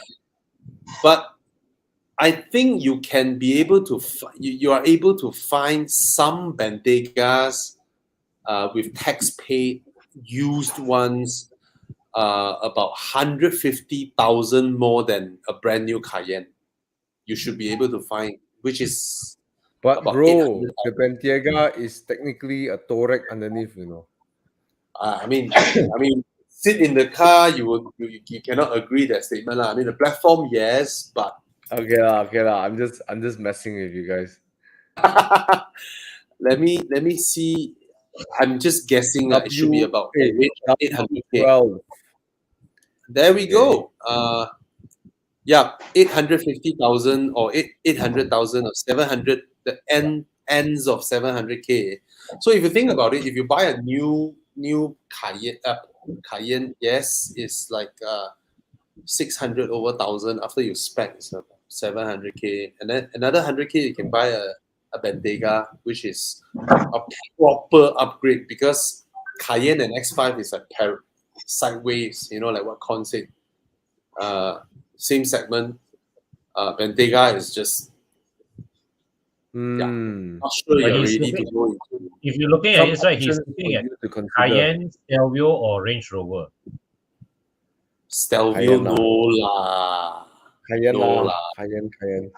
Cayenne Ah, is Range such a- Rover. Range Rover is not a Range bad- Rover is a proper upgrade as well. Range Rover. Yeah, I forgot Yeah. about this car just now. Sorry. So the thing with Cayenne and Range Rover, right, is that it is a car that you can be seen as just above the X5s, GLEs, and XC90, but you're also there when you park next to a Bentayga, a Cullinan, or what, you don't look like a poor relation.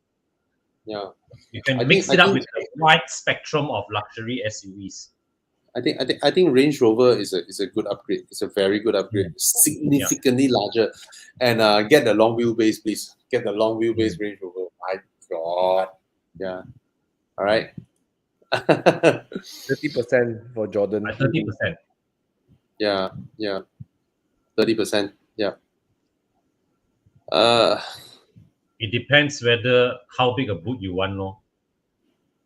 My question is, do you want a big boot or not? Bigger boot or not? Because the 530e 530e gives you better spec, but you have to sacrifice a bit of boot space. All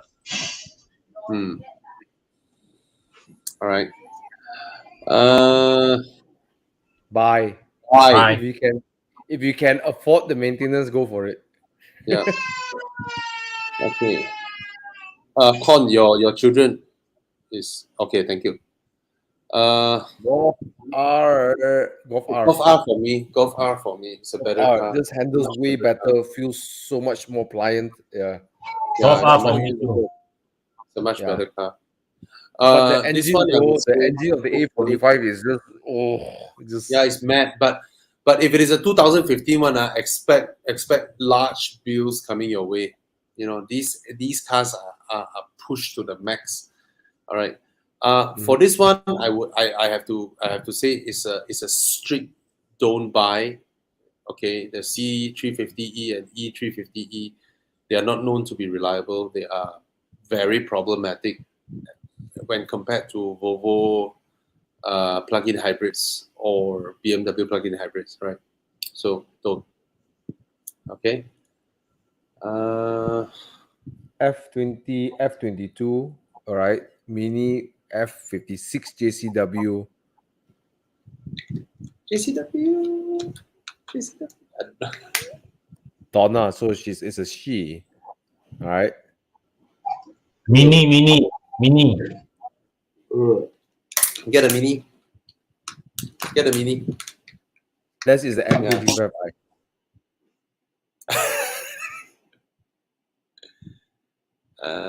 Thomas is hanged there. Now it's Thomas' turn hanging. Again. Thomas not moving. Turbo is Thomas. Used up all his bandwidth. my turbo is pulling my turbo. Okay. Okay, Thomas is not moving. Okay. Yeah. Get the JCW lah. Get the JCW. Get the JCW. Oh, Thomas is like straight up hang there. Kon, you are alive, huh? I'm Okay, still Kon is here. alive. I'm still here. Okay, Kon is alive. Okay. Yeah. This one, all are daily workhorse. All of them. Yeah. All Yeah. of them. All of them. Amongst all three, the NX drives the worst, but not by a far margin.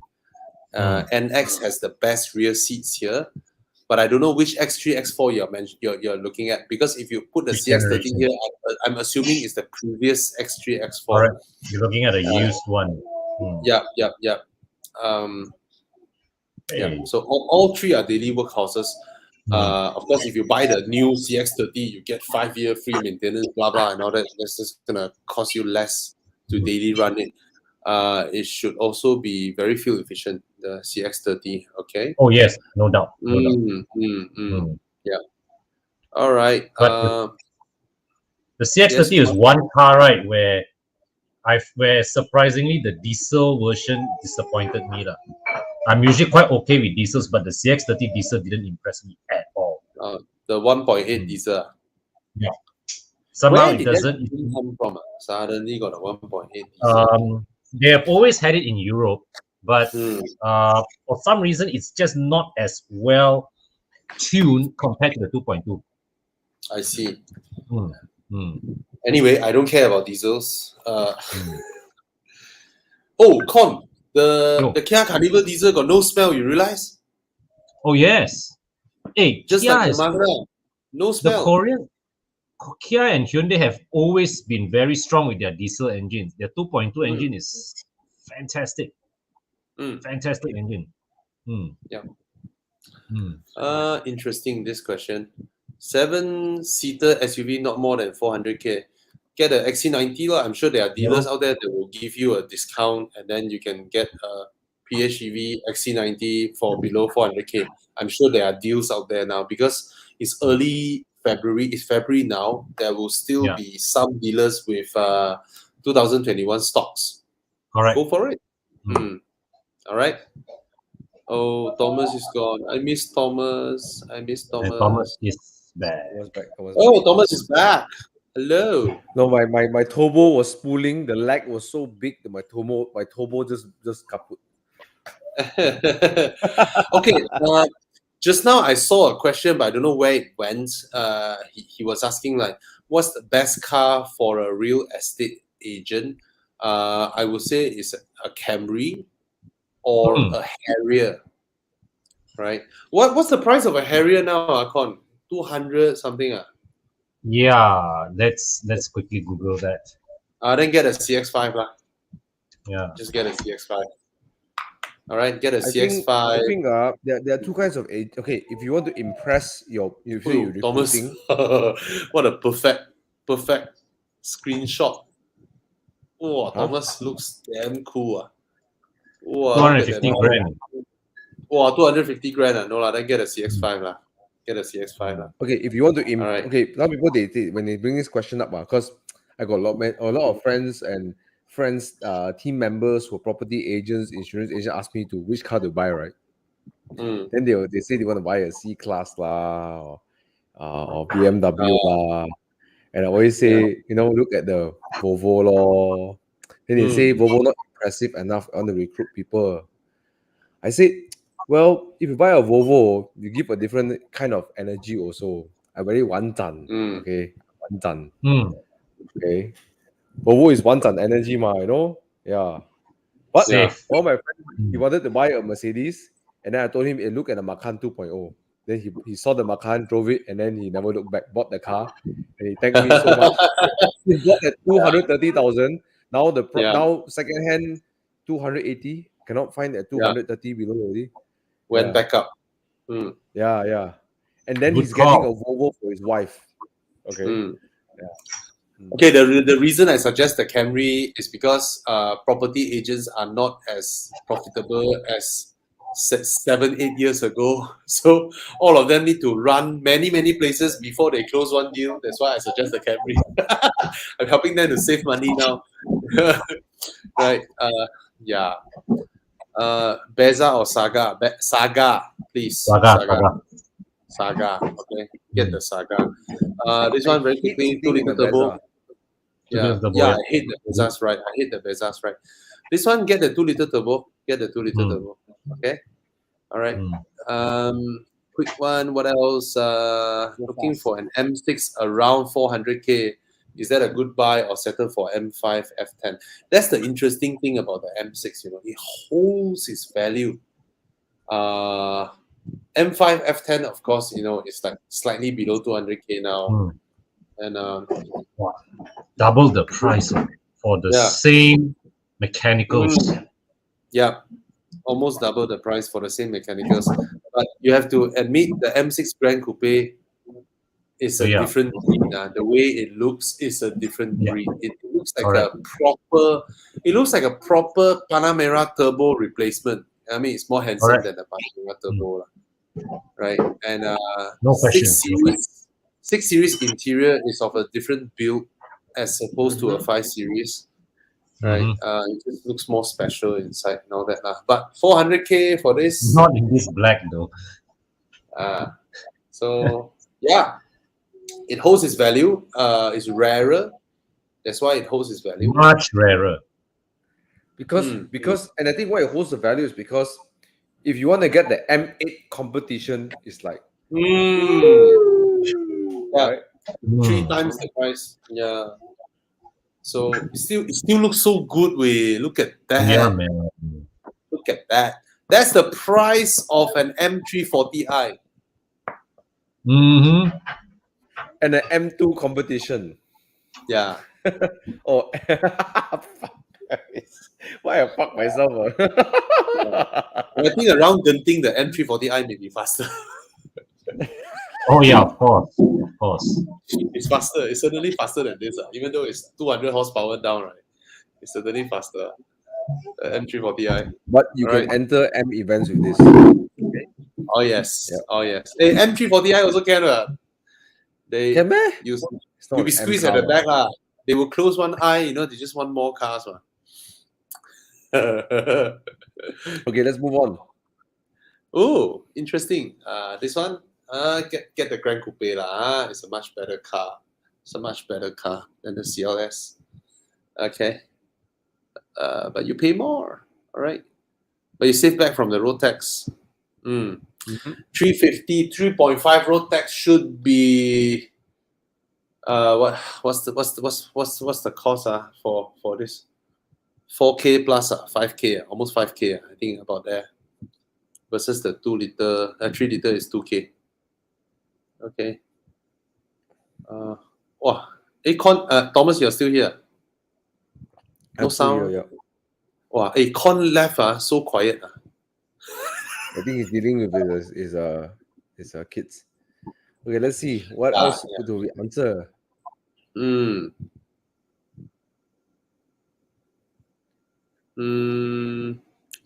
This one. Sorry. Go back to yours. Sorry. I click when you click. You click yours. Azri says wants to change car from GLA 200 to A250, but the option is 320i. I think your mom, based on her choice, she likes a hatchback. Yeah. Right? Yeah. Have you considered your mom a XC40? I'm getting my mom an XC40. That could be a something that she never would have think of. Yeah. But I understand. I mean, your mom is happy with her GLA 200. She likes the new Mercedes.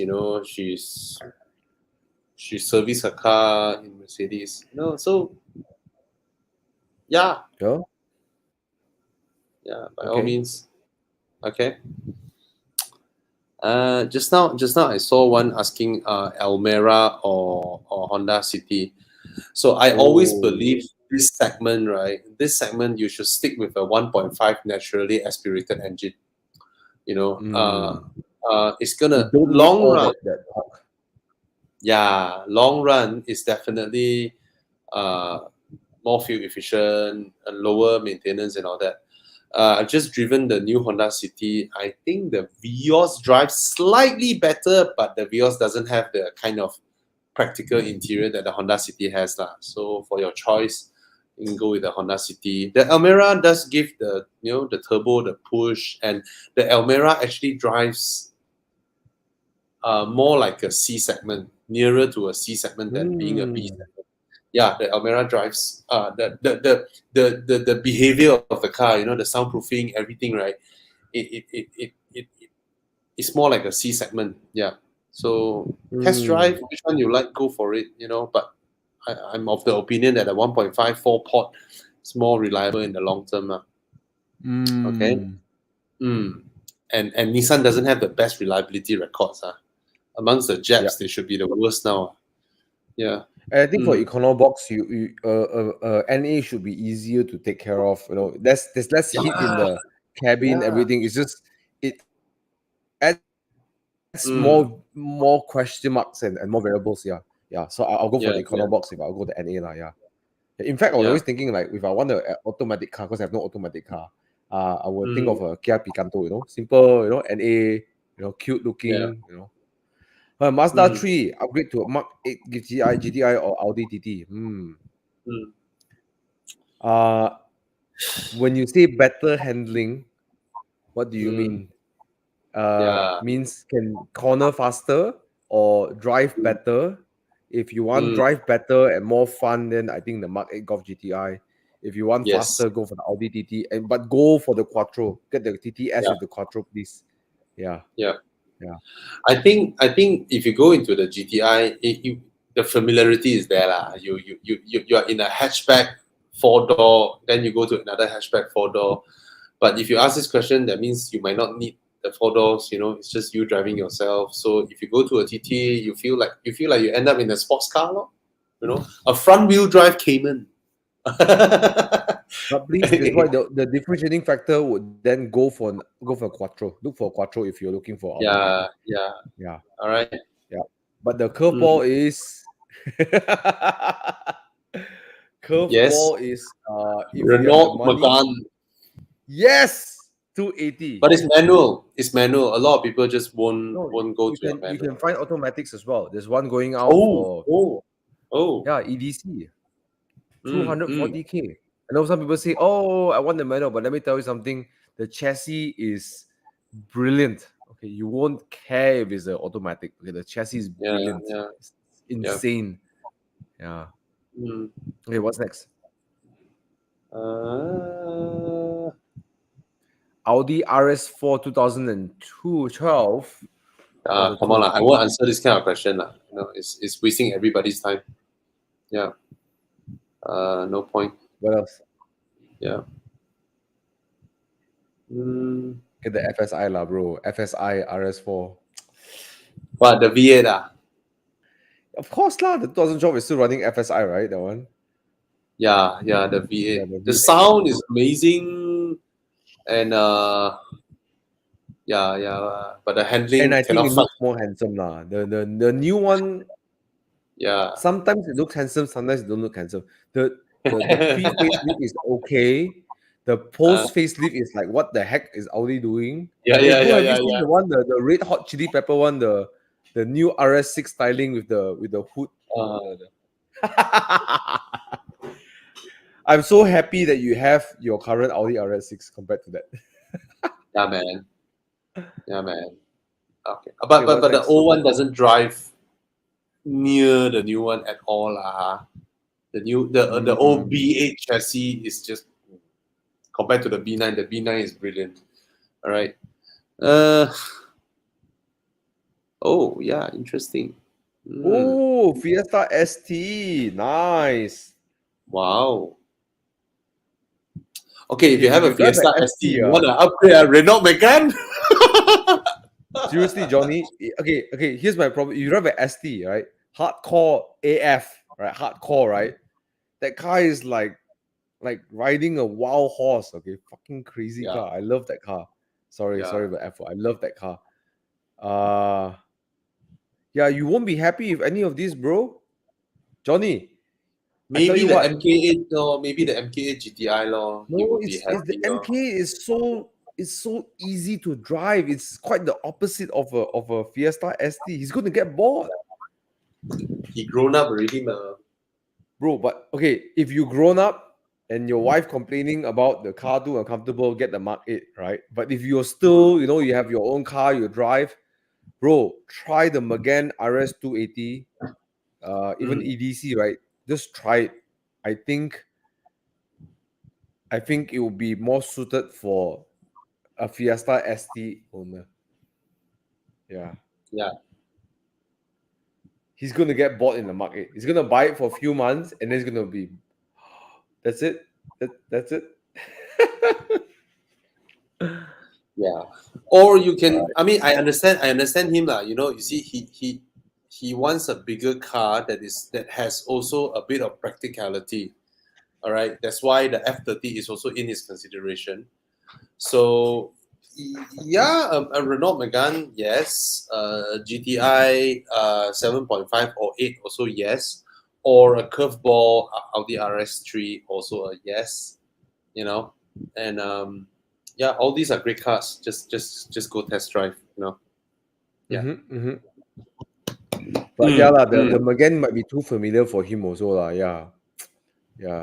He's not aftering outright handling. I think he wants something that is still fun, you know, bigger, more practical. RS3 will be a good upgrade for this guy. Yeah. That's why the 3 Series comes into the question. Right? Yeah. But coming from a Fiesta, you go into a Proton also interior quality upgrade already. Horrible interior Fiesta. Horrible. Well, you gotta understand Fiesta is an econo box in Europe, okay? Yeah. But it's so bad. Okay. What else? I just clicking this for fun. More than 2 decades ago, most of the Chinese, when they said the Tauke like to drive Volvo 240. Very one tongue. What the hell? Okay, I tell you something, Thomas.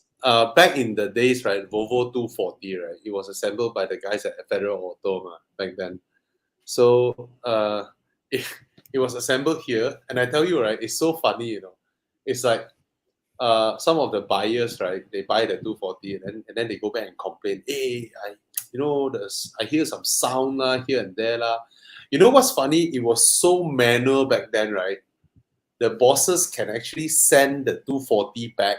You know, the guy already bought it. They can actually send it back to the factory and just tell the staff to stuff the soundproofing more in the car, and then from the assembly plant,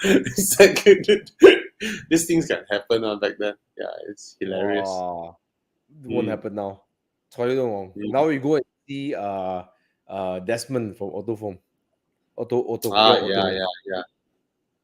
Yeah. Okay. Johnny says yes, you will look into he's looking for balance and fun.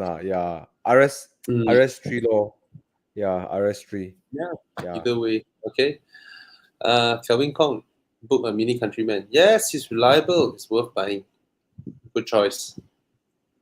Good choice. What else?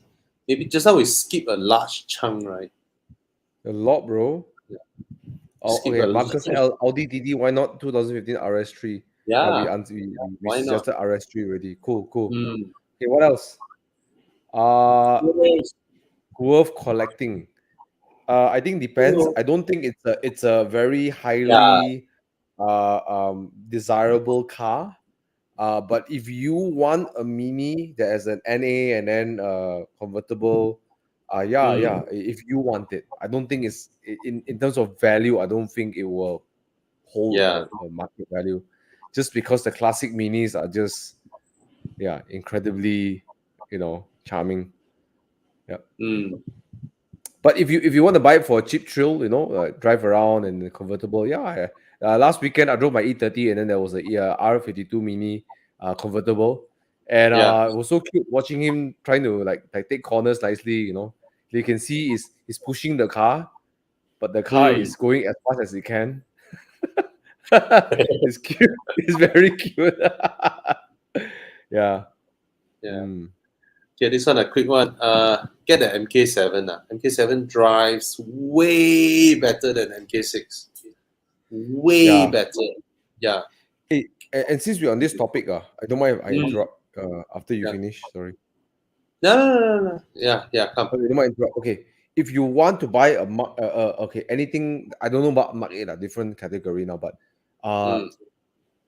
Mark 5 is the greatest value for money, because Mark 3, Mark 4, according to my dad, because he came from the era, he said it sucked. People didn't like the Mark 3, Mark 4. Right? They didn't do so well. The Mark 5 had a comeback. It's the comeback car for Volkswagen Golf GTI. And they throw everything at it. They really throw aluminum subframe, DSG, turbocharged 1.8 engine. They introduced that. Multi-link suspension.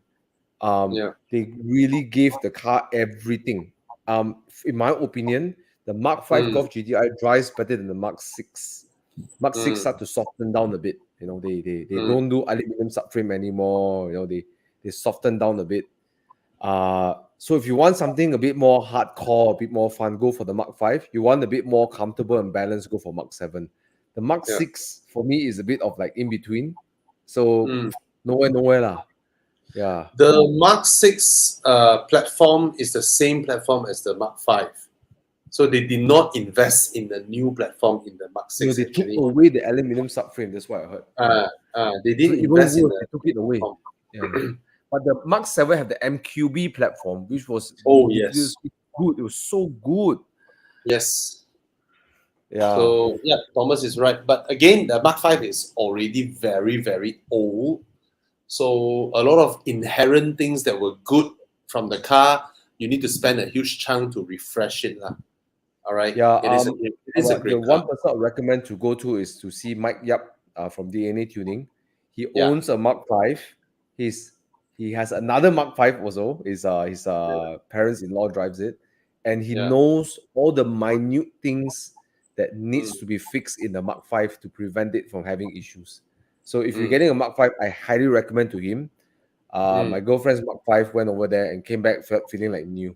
He wouldn't tell me what he's done. He said, I did some magic to the tuning, and that's it. Yeah, it takes someone who owns the car to knows what to do with the car. Yeah, that's all I'm saying. But yeah, go for Mark 7, bro. But for anyone who's listening to this right now, Mark 5 is a great car to have, and then Mark 7. Yeah. Okay, this question. I don't think Lexus will build another RC. I think they will cancel this model. I think they will cancel this model. But will it become a classic? I'm not sure. It may take a lot. Maybe the RCF, the one with the 5-liter V8, maybe. But for this one, oh my god, that stupid fin down there. Every time I see that, I just want to kick that thing. Who the hell go and draw those? It makes the car so overly designed. It's ridiculous. It's a coupe. It's a coupe. And no, it's not a future classic lah. There's no. I think a future classic needs to have some sort of like a following, look like the 964, the 930s, that G series, SC, bros. I just saw recently in one of the private chat groups, someone is selling the Targa, a 924, the Targa for like 600,000, bro. Right? Yeah, but those things have sort of like a perceived value. Lexus, unfortunately, do not possess that sort of, that charm, that perceived value. So I don't think it'll be a future classic. It will be a rare car to see, but it will be it's not a future classic. I don't think it will. That's my opinion. Yeah. I just want to correct myself. Mark 6 have the aluminum subframe. Yes, sorry. Just yeah. So back to the RC, right? The RC 200. I just felt that it's very rare for. I mean, amongst the Lexus brand, right? 2 doors are actually extremely rare. What other 2 doors they have? They have the LFA, they have the LC, and the RC. Yeah, but again, like they don't have a classic, like people want to buy kind of thing, except the LFA, except the LFA. Yeah. I mean, it's definitely not collectors or whatnot now lah. But given the fact that it's gonna go down the road as the only 2-door coupe that is in the passenger car realm. I mean, I don't mean supercar level, right? Yeah. All right. Okay. Property agent. Oh yeah, the SC. I forgot about the SC. But the SC is not a classic lah. It's not. rides extremely well. It's such a good Grand Tourer. Yeah. Yeah, I totally I forgotten drove about modules one. Oh my god, it's just I made a joke. I said even for a young man to buy an SC, Mm, you can go. Let's say you're a single man, right? You go dating, right? You can take a mm, girl from KL after finish makan, and say, why don't we go to Port Dickson and look at the stars? And there you are. You're in the SC. You're having a conversation, and you're driving all the way to Port Dickson, and then you arrive next to Starbucks. There, you put down the roof. You both have a dessert, have your Starbucks, and then you're both lying down like this, looking at the star and just chatting. And you arrive so comfortably. The SC can do that. My Spider won't do that. My Spider will be like, oh. But I need to correct myself. Sorry, just now I totally forgotten about the SC range. So before this SC, the previous SC also, those are two doors. Explorer, right? The smaller, based on the Supra platform. The SC lineup lah of Lexus. All right. In Yeah. US, the first gen SC is highly Mm, desirable in US. mm, That is a potential classic because of the 1JZ engine or 2JZ engine, I think. I can't remember what mm, the engine is, but in US, this car has started to pick up its because US have this crazy JDM thing going on. So yes, that one will have, but not the second gen SC, the 430, yeah. yeah, that one don't have. Mm. Mm, mm, TF Yun yes. asking Oh, daily sorry. driver better Mm, option around 100K. yeah. A lot of choices. A lot. The only problem about the 120i, I said before, is the Prince engine. Not a big Yeah. fan of it. I Yeah. used to own one of these, so I just don't quite like it. Mark 7 Golf GTI have to squeeze up a little bit, 120, 130, perhaps. Yeah, A lot of choice for fun daily car. 100K you can buy 86 also. 120, Is it? 130, yeah. Yeah, Toyota yeah. 86. 100K you can get at 86. There's plenty of them. But you want something, I guess you can consider a Golf GTI. Yeah. Mm, The Mark 7 Golf GTI. Skip the Mark mm, 6, go for Mark 7 Golf GTI. Hachiroku. yeah. All right. Even the 328i, yeah. Okay. Yeah. Oh, This one, yeah, it's a good daily. Uh, it's a very very sporty. I mean, I cannot say sporty, right? It has like 500 horsepower, so it's in a way a supercar level, and it's comfortable, So I heard it's yeah, a race car. It's built up as a race car and then turned to a sports car, right? mm, mm, mm. Yeah. So yeah, it's definitely a good alternative to the hordes of 911s out there. There's just so many 911s. All right, And and contrary to popular belief, I think this car is very handsome. Uh, I know on pictures it looks, but when I was in Singapore, I saw some Vantage. It's quite common in Singapore, the Vantage, right? And mm, I was walking down the street, and then in what do you call that? This Raffles, and I saw a black Vantage came by. I was like, oh my god! Like you're right, yeah, it's beautiful. Mm, 911s, everything. Then a Vantage coming, you're like, yeah, it's a good looking car. I like it. yeah, Yeah, uh, archetypal hunter, right? That's what they call it. mm. Yeah. Yeah.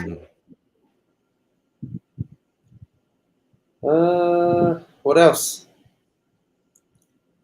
G63 or 992 for why is this so different?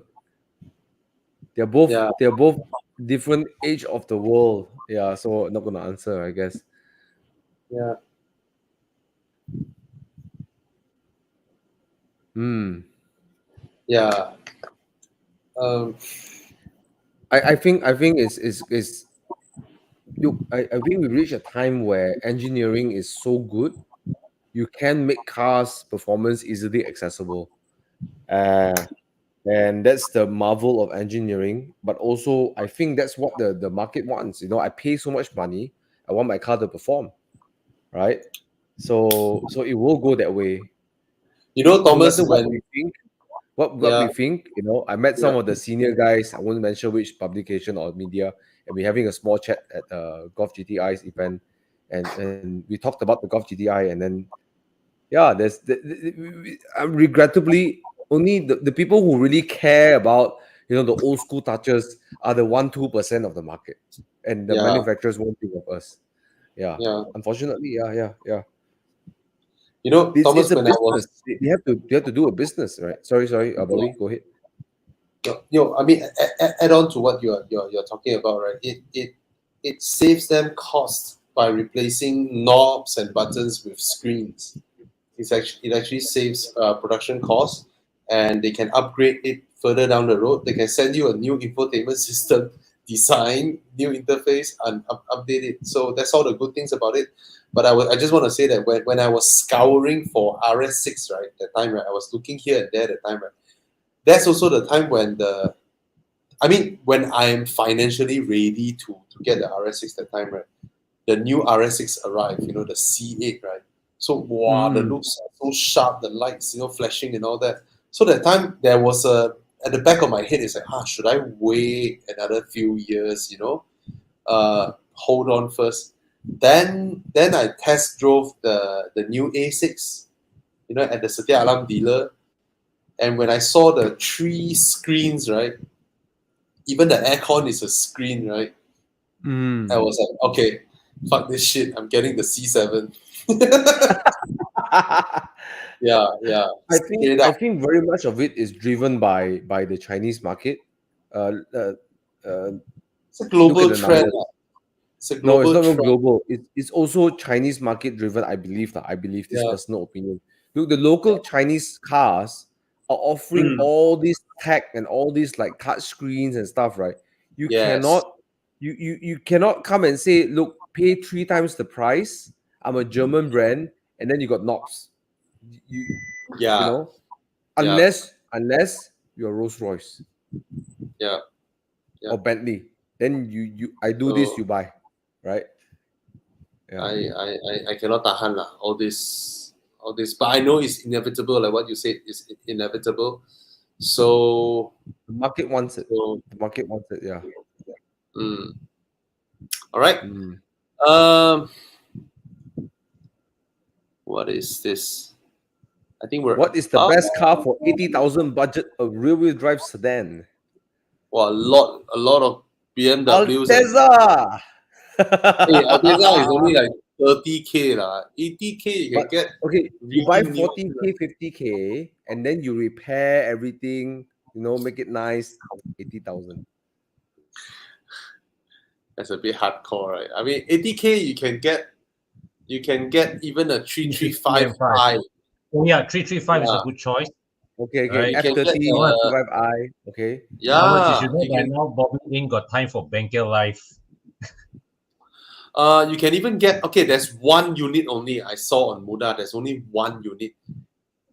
E93 335i. That's very rare.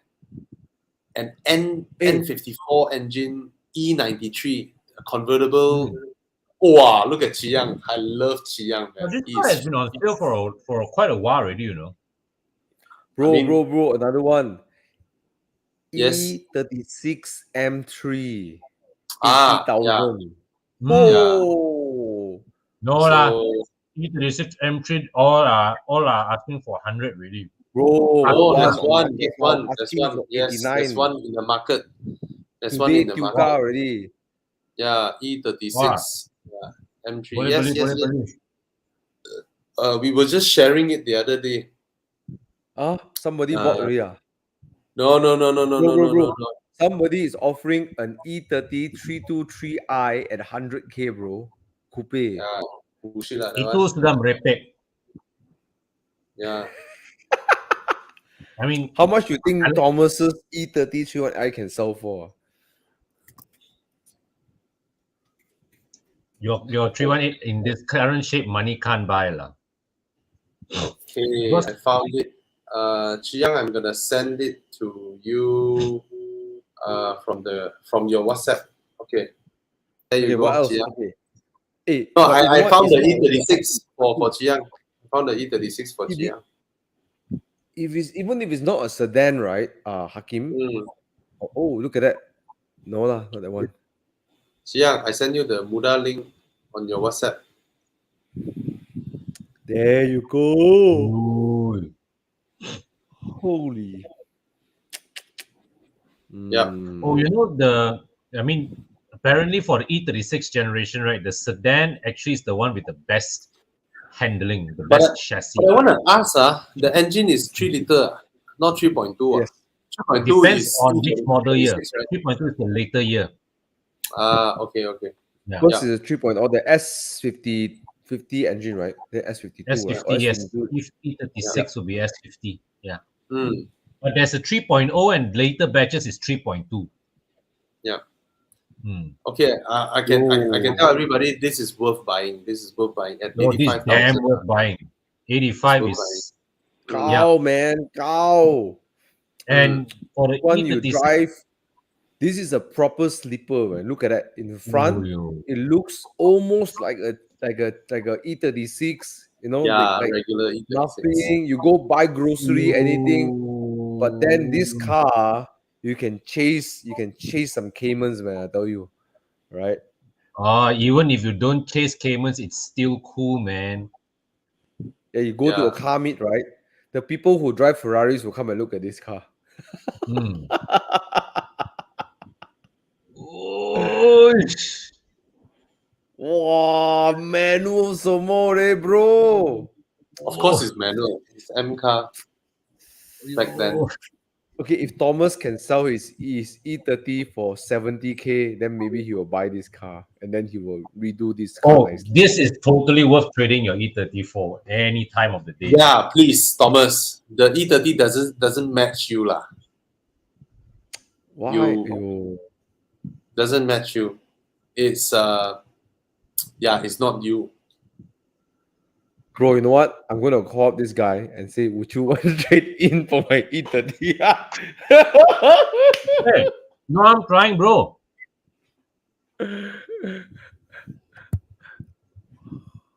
Okay, they're cool. This is cool, bro. And the Imagine condition of this car. Thomas, all the effort you put in your E30 is on this M3. Oh. Now that's worth putting all the effort, all the cleaning and all that. I would respray it. I would spray It doesn't even look like it needs a respray, bro. Well, it's Thomas lah. Thomas, of course he would. He might even change the rubber strips, and all that. Please don't change the rims. Please don't change the rims. The rims are No, I like the brilliant. rims. But the seats rims are need a brilliant. refresh, lah. The seats need a refresh. Yeah, sure. The rims are BK brilliant. That one small thing lah. That one. Yeah. This car, maybe I will do the woven leather, Oh, woven leather, yes. Yes. Okay. Put this aside. Let's put that. Okay, this is a possible good rear-wheel drive sedan, Hakim. Right? Hey, you won't lose money. You buy this car, you won't lose money. Confirm, bro. Confirm won't lose money, bro. Yeah. Confirm make money also can. Yeah. Look at the all the interior is so well kept. Yeah. This example is so well kept. This one. Actually, I really, really think the SL deserves more love. The problem with the SL, right, is that for a very long period of time, I would say from 2004 all the way until 2016, only it gets a proper engine that sort of, because back then, right, it's either a 3.5 or a 5 liter or the 63. Mercedes have had this engine strategy that is purely going for displacement. So it never had a proper engine until 2014. Okay, SL400. Yeah, until 2014, where you have the SL400 3 liter turbo. Then more, because the 3.5, I mean, you're paying so much road tax, so big a displacement for a measly 270 horsepower. Yeah. And then your next option is a 5-liter V8, which has like a 400-ish, So this engine came very late.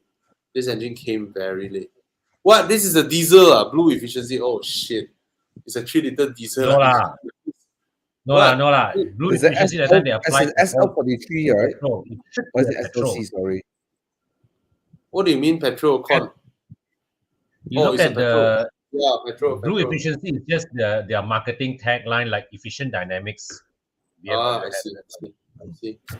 I think was it a SLC 43, right? Oh, that's different already. Sorry. Yeah, SLC is the SLK replacement. Yeah, I think the SL deserves more love because it's a great car. The SL has great heritage, and then there's this long period of time. Look at the front design of this car. I don't know what Mercedes is doing. The rear looks good. My God, the front. What is going on? Oh my God. What kind of headlamp design is that? Is there another angle? The side angle is like, my God. It's just so ungainly looking. My God. Who the hell designed this? Really? I'm going to punch that guy. What kind of design is that? It's like, yucks. It's a headlamp deserved for a van, They put it on a roadster, like a it's just weird. Yeah. So that ruined the SL. So it's not that. Yeah, it looks like a reptile, like what Gary said. It looks like a reptile. Yeah. Then the facelift was good looking. I'm very sure the Palisade and the Carnival is the same platform. I'm very sure of that. But the Palisade is spec in the 7-seater, so they cannot tax to the moon and back. So it ends up at 380,000. So yeah, the Carnival, if it's spec 7-seater, it will be that price. All right. I'm gonna pick the questions. Okay, what's that? Con? What? Thomas? Yes. Pick a question for you. Should I put and maintain my CRV 2017 DCP or upgrade to CRV 2000? Are they different? No. Same car, right? Come on, don't waste your money, lah. Seriously, Melvin. You. How do I put this? Like I told Thomas last time, from 25-year-old to about 55 or 60-year-old, right? We technically only have 6 opportunity to buy cars. Given that if each car that we buy, we need to take a 5-year or 6-year loan, and that's the presumed lifespan that we're gonna own the car, the period that we own the car. We only have about 6 or 7 opportunities to buy the main car that we have. If you use up one of this opportunity to buy the same car, right, it's not worth doing that. Seriously, not worth doing that. Yeah, don't. Okay. Bobby, your friend is asking you a question. Would you recommend a C300 AMG Lexus or M340i? What put me through this? Well, from this pack is the M340i for me lah, but all different price range. But the C300 is really pushing the price up quite high. Range, totally different engine spec, right? But we know lah. His budget is about 330 to 360,000. All these cars are within his consideration, right? I mean, you all pick one lah. I think both of you will pick the M340i. I think for Ken, a more accurate answer is test drive all of them. Go line up all of them back by back in the weekend. Try to drive these 3 cars in the weekend, so you got very close comparison with these 3, and then decide, because they are space wise smaller, bigger, negligible. I feel it's negligible. End of the day, and then comfort. Some is more comfortable, some is more sporty. Some is more impressive. I think it really comes down to what you want, and asking us, we can give our impression. I would pick the M340i. That's right? Can go right. I would recommend the best course of action is find a Saturday, Sunday, arrange 3 test drives back to back. Yeah. Yeah. But the M340i definitely drives the best here, lah. All right. Yeah, of course. And the ES would be the one that doesn't, it's a bigger, longer car. It's like long wheelbase. Everybody forgets about the BMW 3 Series long wheelbase. Why? I think BMW would have expected the car to do really well here, but it seems like nobody bothered about it. I've seen a few on the road. Interesting, right? During the press conference, they seem pretty. The press conference. The launch event. They seem very confident in this becoming a good sales. I think I don't know. Maybe I'm not seeing it on the road. Maybe I'm just not seeing it. Yeah. I think people are just not aware of it, right? It's like longer version of 3 Series, where I haven't even test drive it. I think they also did not roll out a media test drive program, right? I haven't even test drive this car. Chiang, go and call up any dealer. Chiang, go and call up some dealers. I ask Brian, go and call up some dealers. I want to go drive the long wheelbase. And whichever BMW dealer that let us drive it, of course, we're going to shout out and ask people to book from you, things like that. All right? I want to go test drive it. Yeah. Which one better daily car? Of course, Golf GTI is the best lah. Sorry lah. Yeah, no contest. I would say WRX. Daily, It's the largest car here, and it's not STI, bro. It has a comfortable suspension. It has a freaking CVT gearbox, bro. No, it's a huge car, the WRX. It's a huge car. It's as big as the G20. But anyway, all cars are good. All this. No, this depends. Daily car, of course. Then, of course, the GTI and the WRX will be the best. Then the other two is just how much are you willing to sacrifice comfort only. Yeah. Congrats on your Iris. Come and join our morning drives.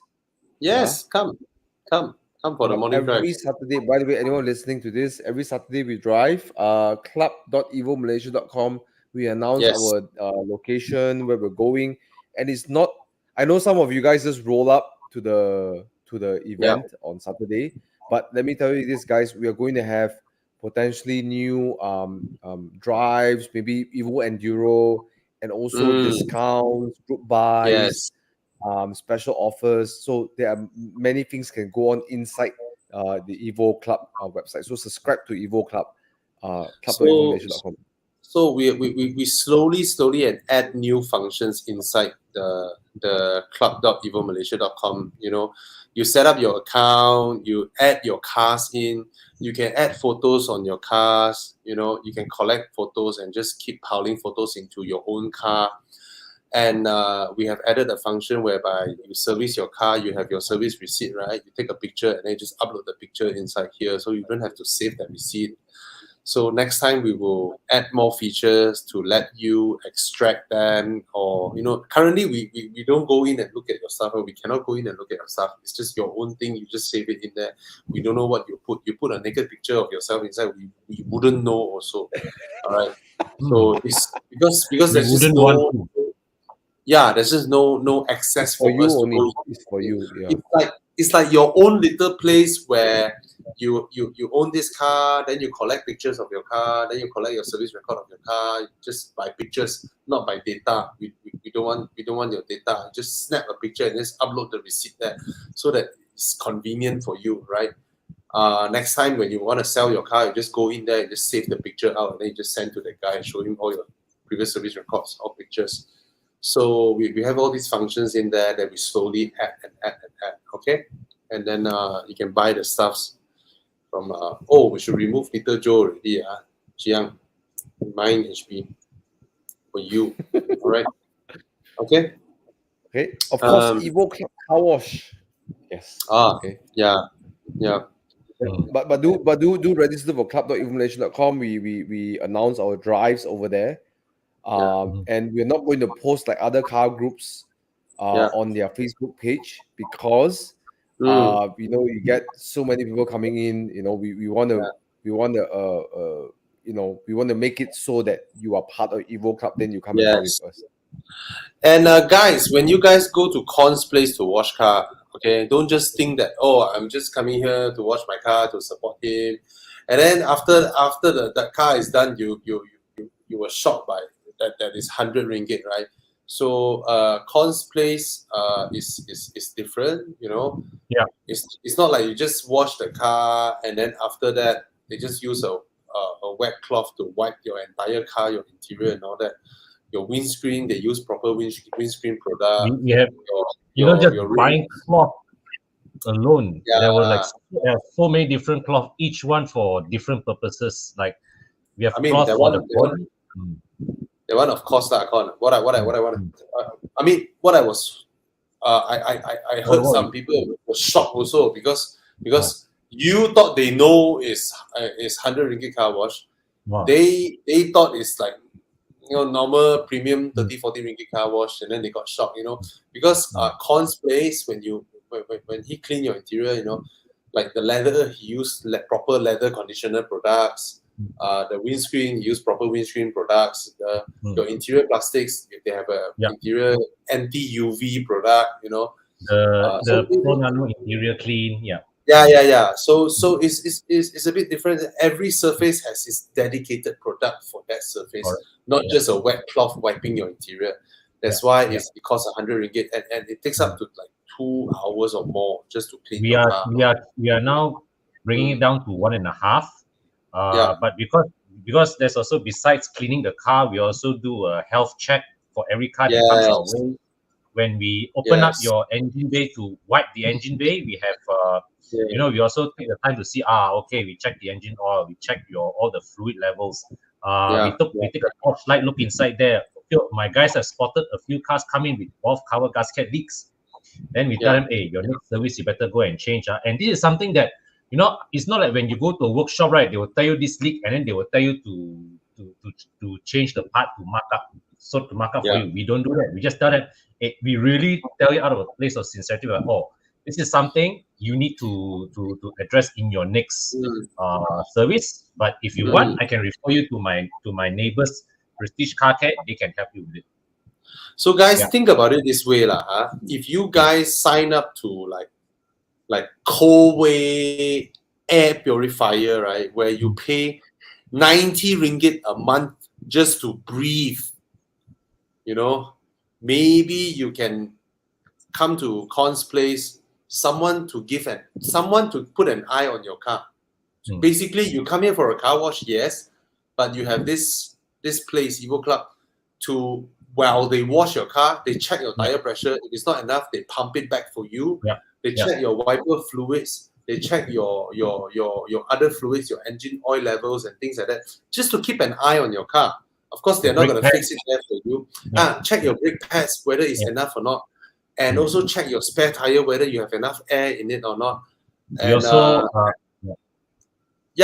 these are the things that Con's place would help you do.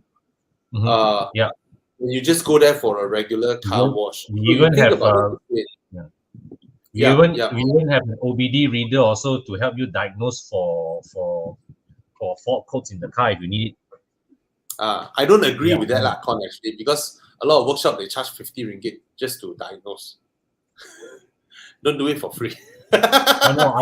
This one now, the OBD is available for Enduro package upwards. Okay, Enduro package. If you sign up for Enduro package, it's like what, 1,000 plus, I think the best way to say is that you send your car to Con shop. It's not a car wash. It's a car care, right? Yes.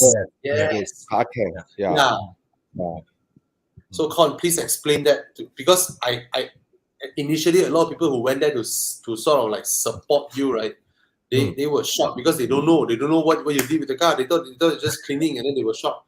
So because the thing is that a lot of people, before I started this, a lot of people come to me not just for, you come to us for car buying advice, car care advice, right? So I also decided that, hey, since I'm there, all right, and since you come to me, if I know your car has certain issues, and I'm there, I spotted it, what we do as a value add for our customer is we can advise customers that, hey, this is something that we have spotted in your car. All right, we can help. We can recommend you places to fix it, or if you need be, I can even connect you to the workshop, to whatever, and get your problems done. So think of us not just as a car wash, but as a place where you can come to anytime for car care advice or car care consultation. So basically, you guys will see this already lah. For us, we are car lovers. We love driving. Yeah. And why we do all this, we educate you guys Monday, doing live car buying guide. And then we also understand a lot of people, when they buy these cars, they were worried. So we set out the inspection centers, the extended warranties, cheaper car insurance, and then Evo Club car wash. Can't change to Evo Club car care. Right. It is car care because Con checks all those things. You know my dad's Mondio, when Con washed my car, he told me my gearbox all was leaking. I wouldn't even know it. Because now we have the advantage of the advantage of a hoist. Which car wash or even the detailer would tell me my gearbox all is leaking? So I just want to say this to everybody. And then even the engine mounting was not screwed properly in. Was caught by the team member. And then they screwed in for me. That can cause catastrophic failure. That was properly scary when we saw it, bro. When we saw it, was like, oh shit. Yeah. All right. So guys, Con did not go all the way to Australia and graduate as a mechanical engineer just to wash your car. All right. And the team members working on the car, they are pilot engineers, aircraft engineers, right? Two of them had a history in aircraft maintenance. Another two are former mechanics. Nice. So our enduro package, right? Now we even have the tools, we have the expertise to whereby the plastic covers we will take out and we'll wash the plastic covers, because the thing is that with engine, right, you cannot use high pressure. We don't use high pressure wash. You don't use high pressure wash. But when you take out the plastic covers, what we can do is that we have the option of scrubbing the plastic parts with a bit more soap, more water, more brush, and all. So it cleans, it gives a better cleaning effect, and it's safer. So guys, Con doesn't want that when there are 2-3 cars, any car lack attention. So for his small shop, he hired 6 person. So guys, if you are on Android, go and download Evo Club Car Wash app, and then you can book your slot. You can pay directly on the app. You just book your slot and then you just go. So support his business. It's not easy running this. And this fucker go and hire 6 person when I told him don't, hold with 4. He's like, hey, I need to give attention to all the cars that come in. And we want to ensure that because we know that the amount of service that we give each car, we want to ensure there's enough manpower to be able to also turn around that volume of service quick enough that the customers don't have to wait too long. But if, for example, for customers who are really pressed for time, we even offer pickup and return service. So you don't actually need to wait at the car wash. We will come to get the car for you while you continue your daily business, and we will send it back to you. So there's one of our customers. Just now he commented, Derek Sashi. Yes. Hold this picture, Chiang. Con, are you starting to give out this to your customers already? Yeah, because I have not, because I am revising this form to refine it. So this chart, right, is the inspection. They spot anything, they go and write down, mark down. And then at first Con did this and then he kept it himself. I was like, hey, you give it to customer, ma. Then we know, then the customers would know that, you did so much work, on this. So I think this is a nice thing, lah. All right. Thank you. Yeah, really appreciate. Excellent. All right, guys. So go and download the app and start booking and go chit chat with Con. Yeah, come. Okay. I'm spending a lot of time at the shop right now. Yeah, we're looking forward to meet you Okay. guys. So many questions. Oh, sorry. Yeah. And we may bump into Bobby or someone else there too. Or any of the Evo guys. Yeah. Or Maybe myself. next time Thomas also want to open up Evo Cup car wash to satisfy your car wash fetish. I do it for my own cars only. Okay. Okay, guys. And to that, I think it's time to end the session. We've been here. Oh yeah, man. Almost 3 hours, man. Almost 3 hours already. All right, guys. Wait. See you. Yes. Anything else? I want to poke somebody here. Jason Un. He say his Vios understeer every corner last week. He's the guy that he wanted to buy a Mazda 6, and then his uncle go and say Mazda 6 is not reliable. Then the parents bought him a Vios. If you bought a Mazda 6, the understeer wouldn't happen. Yeah, so Jason, please understeer into your uncle.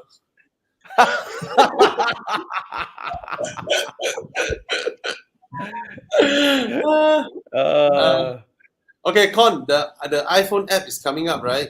Yes. We have submitted the thing for approval with Apple side, but they are taking their time to approve. Yeah. All right. But Jason, thanks for joining us for drives. Anyways, yes. If you don't have iPhone, how we text you directly, right? Just text the what law? Just connect with us on Facebook, Instagram. Yeah, and we will respond to you. Buy a cheap Android phone just to book car wash. Yeah. All right, guys. Really, as a guy who loves car wash, a guy who's an amateur detailer, the technique that they use are really minimizing scratch on your car. Yeah, Thomas. With the amount of shops out there claiming themselves as detailers, right? I think you are senior already, not amateur already. Okay. If you watch how cons people do the work, they're actually doing the right way to prevent scratches on a car. They foam the car one time, loosen all the dirt, wash everything down. No more dirt, only they dare to contact wash. That is a proper way to stop any scratches. They are following that procedure. No car wash. If you say 50 ringgit or 100 ringgit is expensive. The reason why they don't do this because it takes too long. It takes too long and takes too much chemical to do it. So guys, if you, I can tell you one thing. I will give you a situation to see why you won't be shocked if you're paying cons prices. You get your car freshly detailed, you send to Con's place for 1 year, and then you take another car freshly detailed, you send to any other car wash like under the tree, petrol station car wash. You will see the difference in 1 year. No, 3 months you'll see a difference already. Yeah. That's all. And single ladies who don't know how to like check their tire, check their brake pads, check this, check that, right? You go to Con's place, they will help you check. So anyways, tell your colleagues. The point I'm trying to make is that the value you're getting for the price you pay is substantially higher than what you're paying. And the thing is that it's I mean, what I also wouldn't tell you to come and wash car with me every week lah. That is quite excessive lah. But once a month, once 2 months, be great to see you guys. If they want to do it once a week, why not? If they want to, why not? Okay, Marcus, yes, because drive this Saturday. Yes, register at club.evomalaysia.com. Then you will see the updates. I think I will bring my Spider this weekend. She hasn't been driving for 2 weeks. 2 weeks already. Yes. My Aston is hibernating in Darren's place. What's going on? No, I just want to go in, once a year, just put the car there. Be it 1 month or 2 months, they get everything checked because they are so detailed, So they will just go through everything and because basically let them go through everything, every single thing. Yep. All right. Okay, guys. To that, 3 hours. Thank you so much. Good night. See you all next week. Good night. Guten Nacht. Guten Nacht. Stay safe, guys. Yeah. Guten Nacht. Bye. Guten Nacht. Guten Nacht.